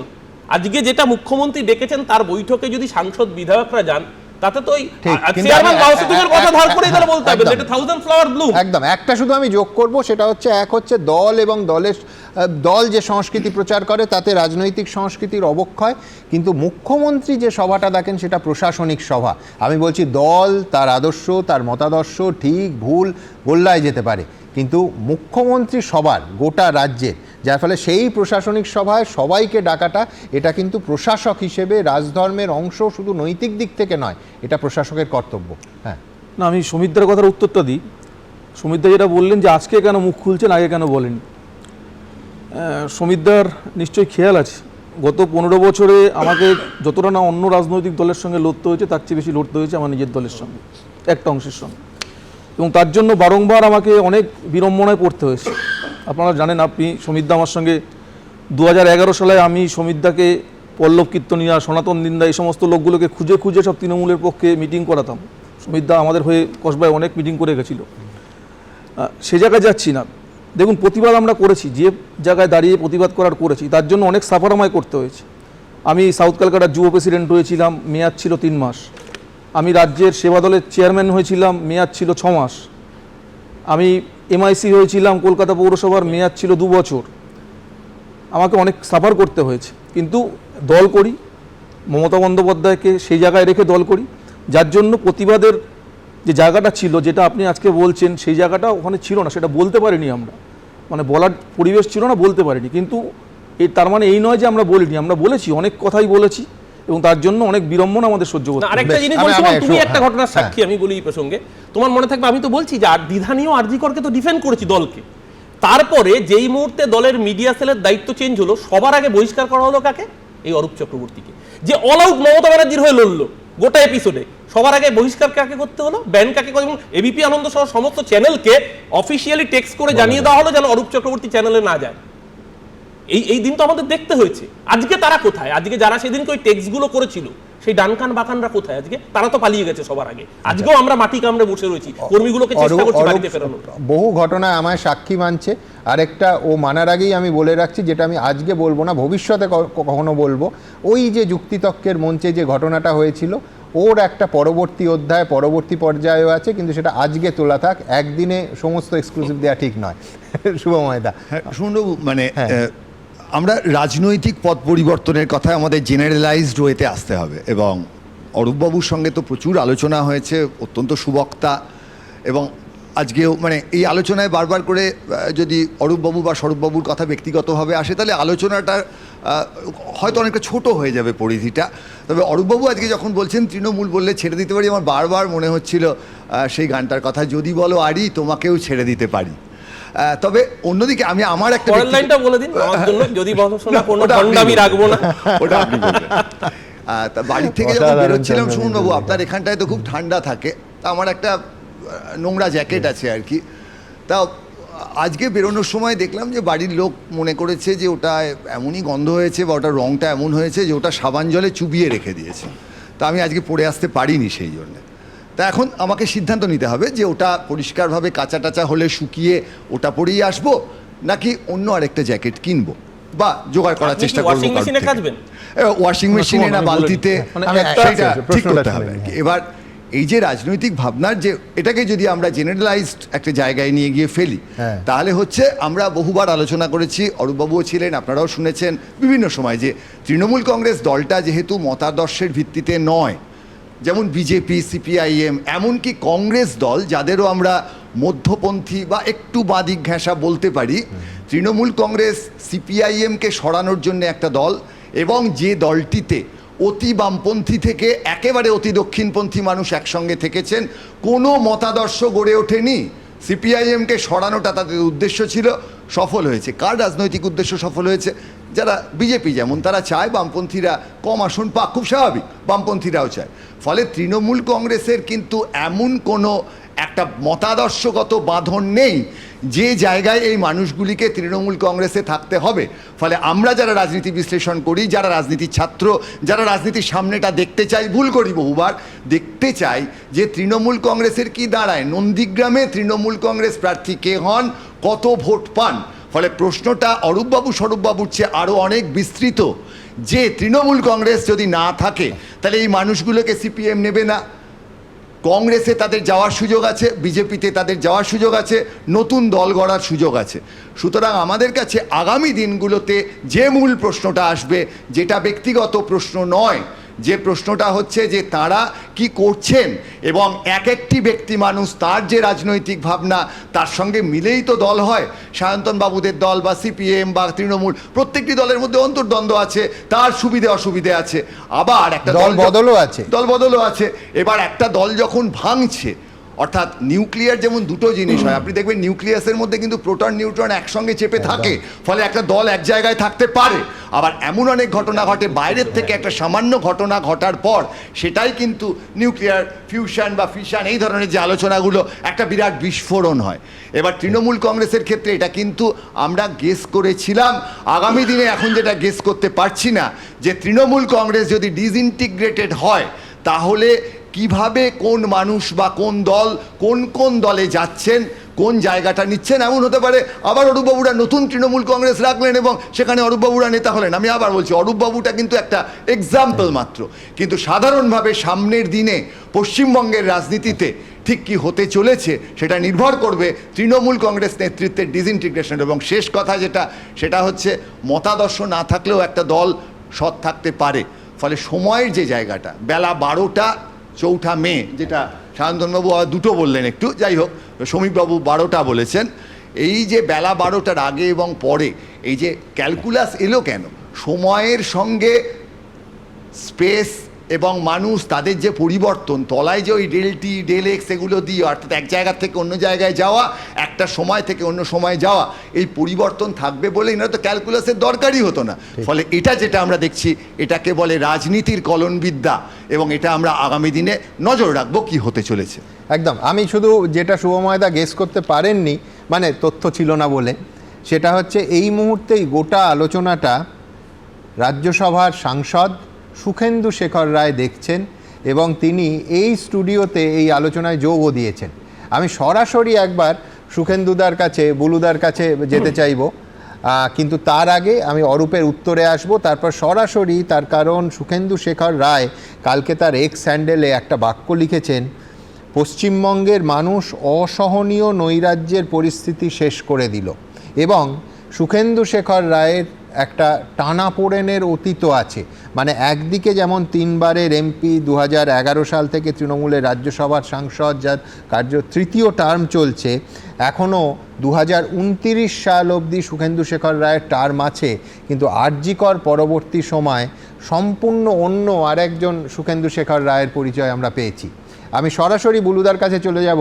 বুলুদা, প্রথম প্রশ্ন হচ্ছে যে ধরুন আরজিকরের ঘটনায় আপনি একেবারে প্রকাশ্যে মুখ খুলেছিলেন, আমার সেই স্টিল ছবিটা আজকে মোবাইলেই দেখতে পেলাম, যে একেবারে আপনি একা মোমবাতি নিয়ে দিনের পর দিন সেই ছবিতে দেখতে পাচ্ছি, যে তখন আমরা লাইভ বহুবার আপনার সঙ্গে কথাও বলেছিলাম, যে একেবারে সরাসরি আপনি মুখ খুলেছিলেন এবং অন ক্যামেরা দেখছিলাম আপনি প্রশ্ন করেছিলেন যে সিপি এবং প্রাক্তন অধ্যক্ষকে নিয়ে হেফাজতে নিয়ে জিজ্ঞাসাবাদ করে জানাতে হবে যে ওই আত্মহত্যার গল্প অভয়ার বাড়িতে যা রটানো হয়েছিল সেটা কারা রটিয়েছিল। তারপর আপনাকে দিনের পর দিন আমরা খবর করেছি দুবার পুলিশ হাজিরার নোটিশ পাঠায় এবং আপনি গ্রেফতারির আশঙ্কায় কলকাতা হাইকোর্টের দ্বারস্থ হয়েছিলেন। এবং এই মুহূর্তে আপনি লিখছেন পশ্চিমবঙ্গের মানুষ অসহনীয় নৈরাজ্যের পরিস্থিতি শেষ করে দিল। একটু যদি ব্যাখ্যা করেন আপনার এই মুহূর্তে অবস্থানটা কি? আমি গতকাল যে এক্স হ্যান্ডেলে যেটা লিখেছি, আমি এই পরিস্থিতিটা কিন্তু ফিল করতে পেরেছিলাম অনেক আগে থেকে, এবং যদি প্রথম থেকে উপযুক্ত ব্যবস্থা নেওয়া হতো বিভিন্ন ঘটনার পরিপ্রেক্ষিতে, তাহলে হয়তো এই দিনটা আমাদেরকে দেখতে হতো না। কিন্তু যখন আরজিকর ঘটল, সেটা আমার দেখে মনে হলো, আমার রাজনৈতিক অভিজ্ঞতা থেকে, আমার আগামী বছর রাজনীতিতে 60 বছর পূর্ণ হবে, এই প্রায় 6 দশকের অভিজ্ঞতা থেকে আমার মনে হলো যে এইরকম একটা জনবিস্ফোরণ সরকারের বিরুদ্ধে, প্রশাসনের বিরুদ্ধে পশ্চিমবাংলায় আমার মনে পড়ে না আর কখনো ঘটেছে। সুতরাং আমি চুপ করে থাকিনি, আমি দেখলাম যে এটা উপযুক্ত সময় দলকে একটা বার্তা দেওয়া, যে দলের মধ্য থেকেও একটা প্রতিবাদী কণ্ঠ উঠুক, এবং দল যদি মনে করে যে এই অবস্থাটাকে নিয়ন্ত্রণ করতে গেলে যারা রাস্তায় নামছে তাদেরকে, তাদের যে জ্বালাটা, সেই জ্বালাটা দূর করবার জন্য কি কি উপযুক্ত ব্যবস্থা নেওয়া যেতে পারে, যদি তড়িঘড়ি সেটা করা যেত, তাহলে মনে হয় আমরা খানিকটা হলেও সামাল দিতে পারতাম। মুশকিল যেটা হচ্ছে যে শাসন ক্ষমতাটা কেন্দ্রীভূত হয়ে গেছিল কিছু মানুষের হাতে, যারা ধরাকে ছড়া জ্ঞান করছে। গণতন্ত্রের মানুষ ছাড়া কোনো কথা নেই, মানুষকে বাদ দিয়ে গণতন্ত্র কিছু হয় না। এই সত্যটাকে আমরা ভুলে গেলাম, ক্ষমতা আমাদেরকে ভুলিয়ে দিল। এক ধরনের সুবিধেবাদী এবং সুবিধেভোগী লোক, তারা দলটাকে নিয়ন্ত্রণ করতে শুরু করলো এমনভাবে, যেখানে রাজনৈতিক নেতৃত্বে যারা রয়েছেন বিভিন্ন পর্যায়ে, তারা প্রায় অপ্রাসঙ্গিক হয়ে গেল। নইলে আমাদের তৃণমূল কংগ্রেস দলের যে সাংগঠনিক চেহারা ছিল তৃণমূল স্তর থেকে অর্থাৎ পঞ্চায়েত স্তর থেকে শুরু করে লোকসভা স্তর পর্যন্ত ত্রিস্তরীয় যে ব্যবস্থা আমাদের সর্বক্ষেত্রে যে দুর্দান্ত সাংগঠনিক ক্ষমতা বা কাঠামো তৈরি করা সম্ভব হয়েছিল, তারা সকলে আস্তে আস্তে কিন্তু অপ্রাসঙ্গিক হয়ে যাচ্ছে। সেখানে সেই জায়গাগুলো পরিসরগুলো দখল নিচ্ছে কতগুলো ভাড়াটে সেনা, একটা কোম্পানি, একটা কর্পোরেট, একটা মার্কেটিং অর্গানাইজেশন। গণতন্ত্রে এটা হয় না, এদের সাহায্য দরকার পড়তে পারে, সেটার একটা সীমিত অবস্থার জন্য সীমিত কারণে বিভিন্ন সাংগঠনিক বা অন্যান্য এই ধরনের সংস্থার সাহায্য নেওয়া যেতে পারে, কিন্তু তারা যদি দলকে পরিচালনার দায়িত্ব নিয়ে নেয়। We are getting you clear. আপনি ভাড়াটে সেনা মানে আইপ্যাক মিন করছেন, কিন্তু আমি আপনার 2-3টে বাক্য আগে যদি ফিরি, আপনি বলছেন যে সুবিধেভোগীদের নিয়ন্ত্রণে চলে গেছিল। আমি বলছি তৃণমূল দল তো একেবারে শীর্ষ স্তরের নিয়ন্ত্রণ মমতা বন্দ্যোপাধ্যায়, অভিষেক বন্দ্যোপাধ্যায়। তো আমি বলছি যে তাহলে তো আমায় বলতে হবে যে তাহলে আপনি স্পষ্ট করে বলুন কারা সুবিধেভোগী, কারণ আর কেউ তো নিয়ন্ত্রণ করতে বলে আমরা অন্তত জানি না। কারা সুবিধেভোগী এটা পাড়ায় পাড়ায়, পঞ্চায়েত থেকে শুরু করে পুরসভা থেকে শুরু করে বিধানসভা এলাকায়, সংসদীয় এলাকায় সমস্ত মানুষ চোখের সামনে দেখেছেন। এটা তো ব্যাখ্যা করার প্রয়োজন নেই, মানুষ চোখের সামনে দেখতে পাচ্ছেন যে গ্রামের সবচেয়ে বড় বাড়িটা পঞ্চায়েত প্রধানের। দেখতে পাচ্ছেন দুদিন আগে যে ছেলেটি চায়ের দোকানে বসে আড্ডা দিত, সে আজকে স্করপিও চালিয়ে একটা এসইউভি চাপিয়ে চলে যাচ্ছে, গলায় মেয়েদের চেয়েও ভারী ভারী গলায় সোনার চেন, 10 আঙুলে 10 রকমের হীরের আংটি, এগুলো তো মানুষ চোখে দেখছেন।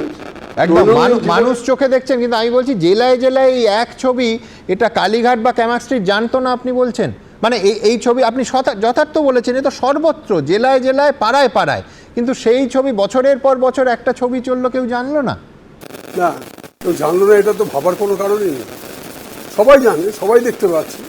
ব্যতিক্রমী মানুষও প্রচুর ছিল, সবাই যে ওই রকম সুবিধাবাদী হয়ে গেছিল তা তো নয়, ব্যতিক্রমীও ছিল। আমি ব্যতিক্রমীদের কথা বলছি, কিন্তু একটা বিরাট অংশ তারা যখন দেখলো যে আমার রাজনৈতিক কোনো কর্মসূচি আমার কাছে আর নেই, কারণ আমরা বিরোধী পরিসর বলে কিছু রাখিনি।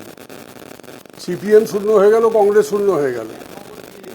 যদি বিজেপি জিতলো, সেখান থেকে আমরা কটা এমএলএ ভাঙিয়ে নিয়ে আসা যায় সেই প্রতিযোগিতায় নেমে পড়লাম। কে কটা এমএলএকে ভাঙিয়ে নিয়ে আসতে পারে, কাউন্সিলরকে ভাঙিয়ে নিয়ে আসতে পারে, তাদের পতাকা হাতে তুলে দেওয়া হচ্ছে, তার জন্য আমাদেরকে প্রেস কনফারেন্সে গিয়ে বসতে হচ্ছে পতাকা তুলে দেওয়ার জন্য। এই যে একটা সংস্কৃতি গড়ে উঠলো, এটাকে আমি অপসংস্কৃতি মনে করি। এই অপসংস্কৃতিতে যে গড়ে উঠলো দলের মধ্যে, এটা হচ্ছে আমাদের সংগঠনকে ক্রমশ জনবিচ্ছিন্ন করে দিল। এইবার আমি আরজি কর্তাতে ফোকাস করছি, কারণ আপনার সময় কম। হ্যাঁ, আমি যেটা বলতে চাইছি যে আরজি করার সময় মানুষের চোখের ভাষাটা দেখলাম। কেউ তো বক্তৃতা দিচ্ছিল না, তাদের রিক্লেম দ্য নাইট, রাত দখল, 2টো শব্দ, আর বিচার চাই, 2টো শব্দ। এই 4টা শব্দ পুরো রাজনৈতিক পরিমণ্ডলটাকে পাল্টে দিল। তা আমি বুঝতে পারলাম, বাকিরা বুঝতে পারলো না এটা তো নয়, এমন তো নয় যে বাকিরা বুঝতে পারেননি। বাকিরা অনেকেই বুঝতে পেরেছেন, কিন্তু হয়তো সাহস করে মুখ খোলেননি কোনো কারণে। আমি সাহস করে মুখ খুলেছিলাম, মুষ্টিময় কয়েকজনকে নিয়ে ধর্ণা দিয়েছি, প্রচণ্ড অসুস্থ। তারপরে আমার প্রতি কী মানসিক নির্যাতন হলো সেটা আপনি বললেন, আমি এটা নিয়ে আর বিস্তারিত যেতে চাই না, কিন্তু সবাই জানে। আমার খারাপ লাগলো যে আমি যে একটা সিচুয়েশনটা বুঝতে পেরে একটা ওপেনিং দিলাম, একটা কিউ দিলাম দলকে, দল সেটা গ্রহণ করলো না। দল উল্টো আমাকে কিভাবে সায়স্তা করা যায় পুলিশকে দিয়ে। আমি দলের শাসক দলের সাংসদ, একটা সাইবার সেলের ওসি আমাকে ফোন করে হুমকি দিচ্ছে। আমি ওর বিরুদ্ধে রাজ্যসভায় প্রিভিলেজ এনে ওর চাকরিটার ব্যবস্থা করতে পারতাম, কিন্তু that is a long run process. আমাকে ইমিডিয়েটলি বাঁচতে হবে। আমি অত্যন্ত অসুস্থ তখন। আমি আমার মেয়েকে পাঠিয়ে, দাদার কাছে পাঠিয়ে, আমার দাদা হাইকোর্টের লয়ার করে, আমি যাই হোক আরও কিছু আমার বন্ধু লয়ার, ওটা হলো হাইকোর্টে। তারপর তোর বলা হলো, আমি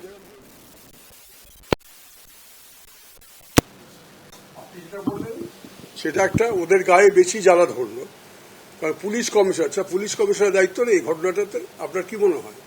আপনি এতকালের প্রবীণ সাংবাদিক, আপনি বহু ঘটনা নিয়ে বহু আপনি অনুষ্ঠান করেছেন, আপনার কি মনে হয় না যে আরজি করে ঘটনাতে যদি প্রথমে কাউকে দায়ী করা হয় তাকে সেটা পুলিশ কমিশনারের করতে হবে। What hell he was doing.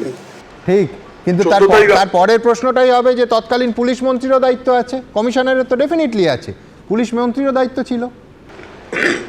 শোনো, রাষ্ট্রবিজ্ঞানের ছাত্র হিসেবে আপনাকে আমি একটা বলি, সরকার নীতি নির্ধারণ করে, প্রশাসন চালায় প্রশাসক যারা তারা।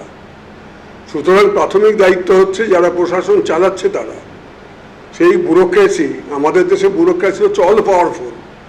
বুলুদা, এটা আমি আর আপনি কি করে একমত হব যে সাংসদ, একজন দলের শাসক দলের সাংসদের বিরুদ্ধে এত বড় পদক্ষেপ? কোন পুলিশ কমিশনের ঘাড়ে আগের জামানায় 15 বছরে এতগুলো মাথা ছিল যে পলিটিক্যাল উইলের ছাড়া, পুলিশ মন্ত্রীর নির্দেশ ছাড়া এই জিনিস হতে পারে? এ কেউ বিশ্বাস করবে এই বঙ্গের? দেখুন, এটা তো এখন একটা মানে কি বলবো, বিস্তৃত অধ্যায়, হ্যাঁ, ফরগটন চ্যাপ্টার। এটা নিয়ে আর পোস্টমর্টম করে ছেড়ে দিন। বেশ বেশ বেশ, কিন্তু আমি বলতে চাইছি যে এই যে আমি বলছি আরজি করে ঘটনা ওয়াজ দ্য আই ওপেনার। এটা ছিল রাইটিং অন দ্য ওয়াল। সারা দেশের, রাজ্যের মানুষ, সারা দেশের মানুষ, সারা পৃথিবীতে যেখানে যেখানে ভারতীয়রা আছে সবাই এটার প্রতিবাদে নেমে পড়লেন তাদের সাধ্য মতো। একটা বিশাল বার্তা আমার সরকারকে এবং প্রশাসনকে।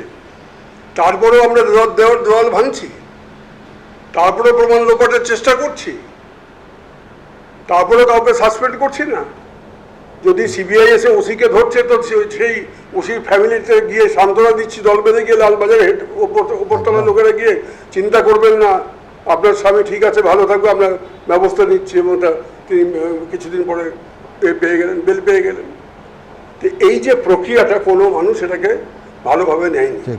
পার্ক স্ট্রিট থেকে এই ধরনের নারী নির্যাতনের যে ঘটনাগুলো একটার পর একটা ঘটেছে, সেটা গিয়ে কালমিনেট করলো আরজি করে গিয়ে।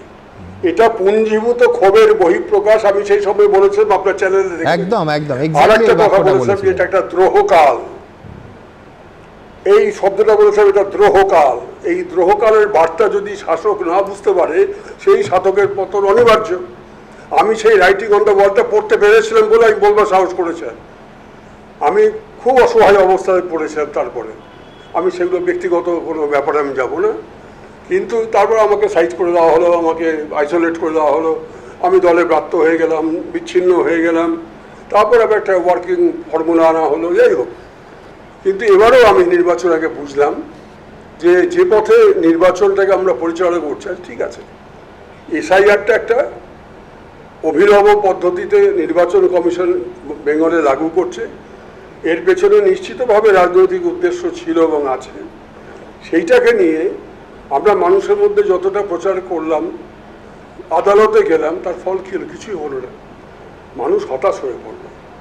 পাশাপাশি কিন্তু মানুষ যখন দেখলো যে এত 2.5 লাখ কেন্দ্রীয় বাহিনী আসছে এবং আমরা নির্ভয়ে ভোট দিতে পারবো, তখন ভোটের হার 96%, 97% হয়ে গেল, সর্বকালীন রেকর্ড। ভারতবর্ষে কখনো কোনো রাজ্যে এটা ঘটেনি। ইন্দিরাজি মারা যাওয়ার পরেও যখন কংগ্রেস 413টা লোকসভার আসন পেল, তখনও 97% ভোট হয়নি। এবং যে জনসংঘ, যার প্রতিষ্ঠাতা শ্যামাপ্রসাদ মুখোপাধ্যায় 1952 সালে, তখন 263টা বিধানসভার 262টা বিধানসভার আসন ছিল, 150টা পেল কংগ্রেস। জনসংঘ কত পেল? মাত্র 9টা।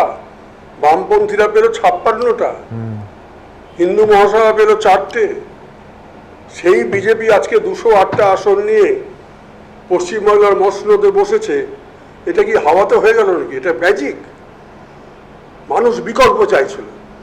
যে প্রথমে দেখলো যারা প্রতিষ্ঠিত বিরোধী দল বলে এতদিন বাংলায় ছিলেন, সিপিএম মূলত এবং কংগ্রেস, তাদেরকে যখন শূন্য করে দেওয়া হলো এবং যখন বিজেপির উত্থান হচ্ছে ক্রমশ, তখন মানুষ বললো আর আমরা, যেমন 2011-তে যে জিনিসটা মানুষ ভেবেছিলেন যাই হবে হোক, সিপিএম যাক, এবারও মানুষ ভেবে নিলেন যা হবে হবে, এই তৃণমূল যাক। একদম।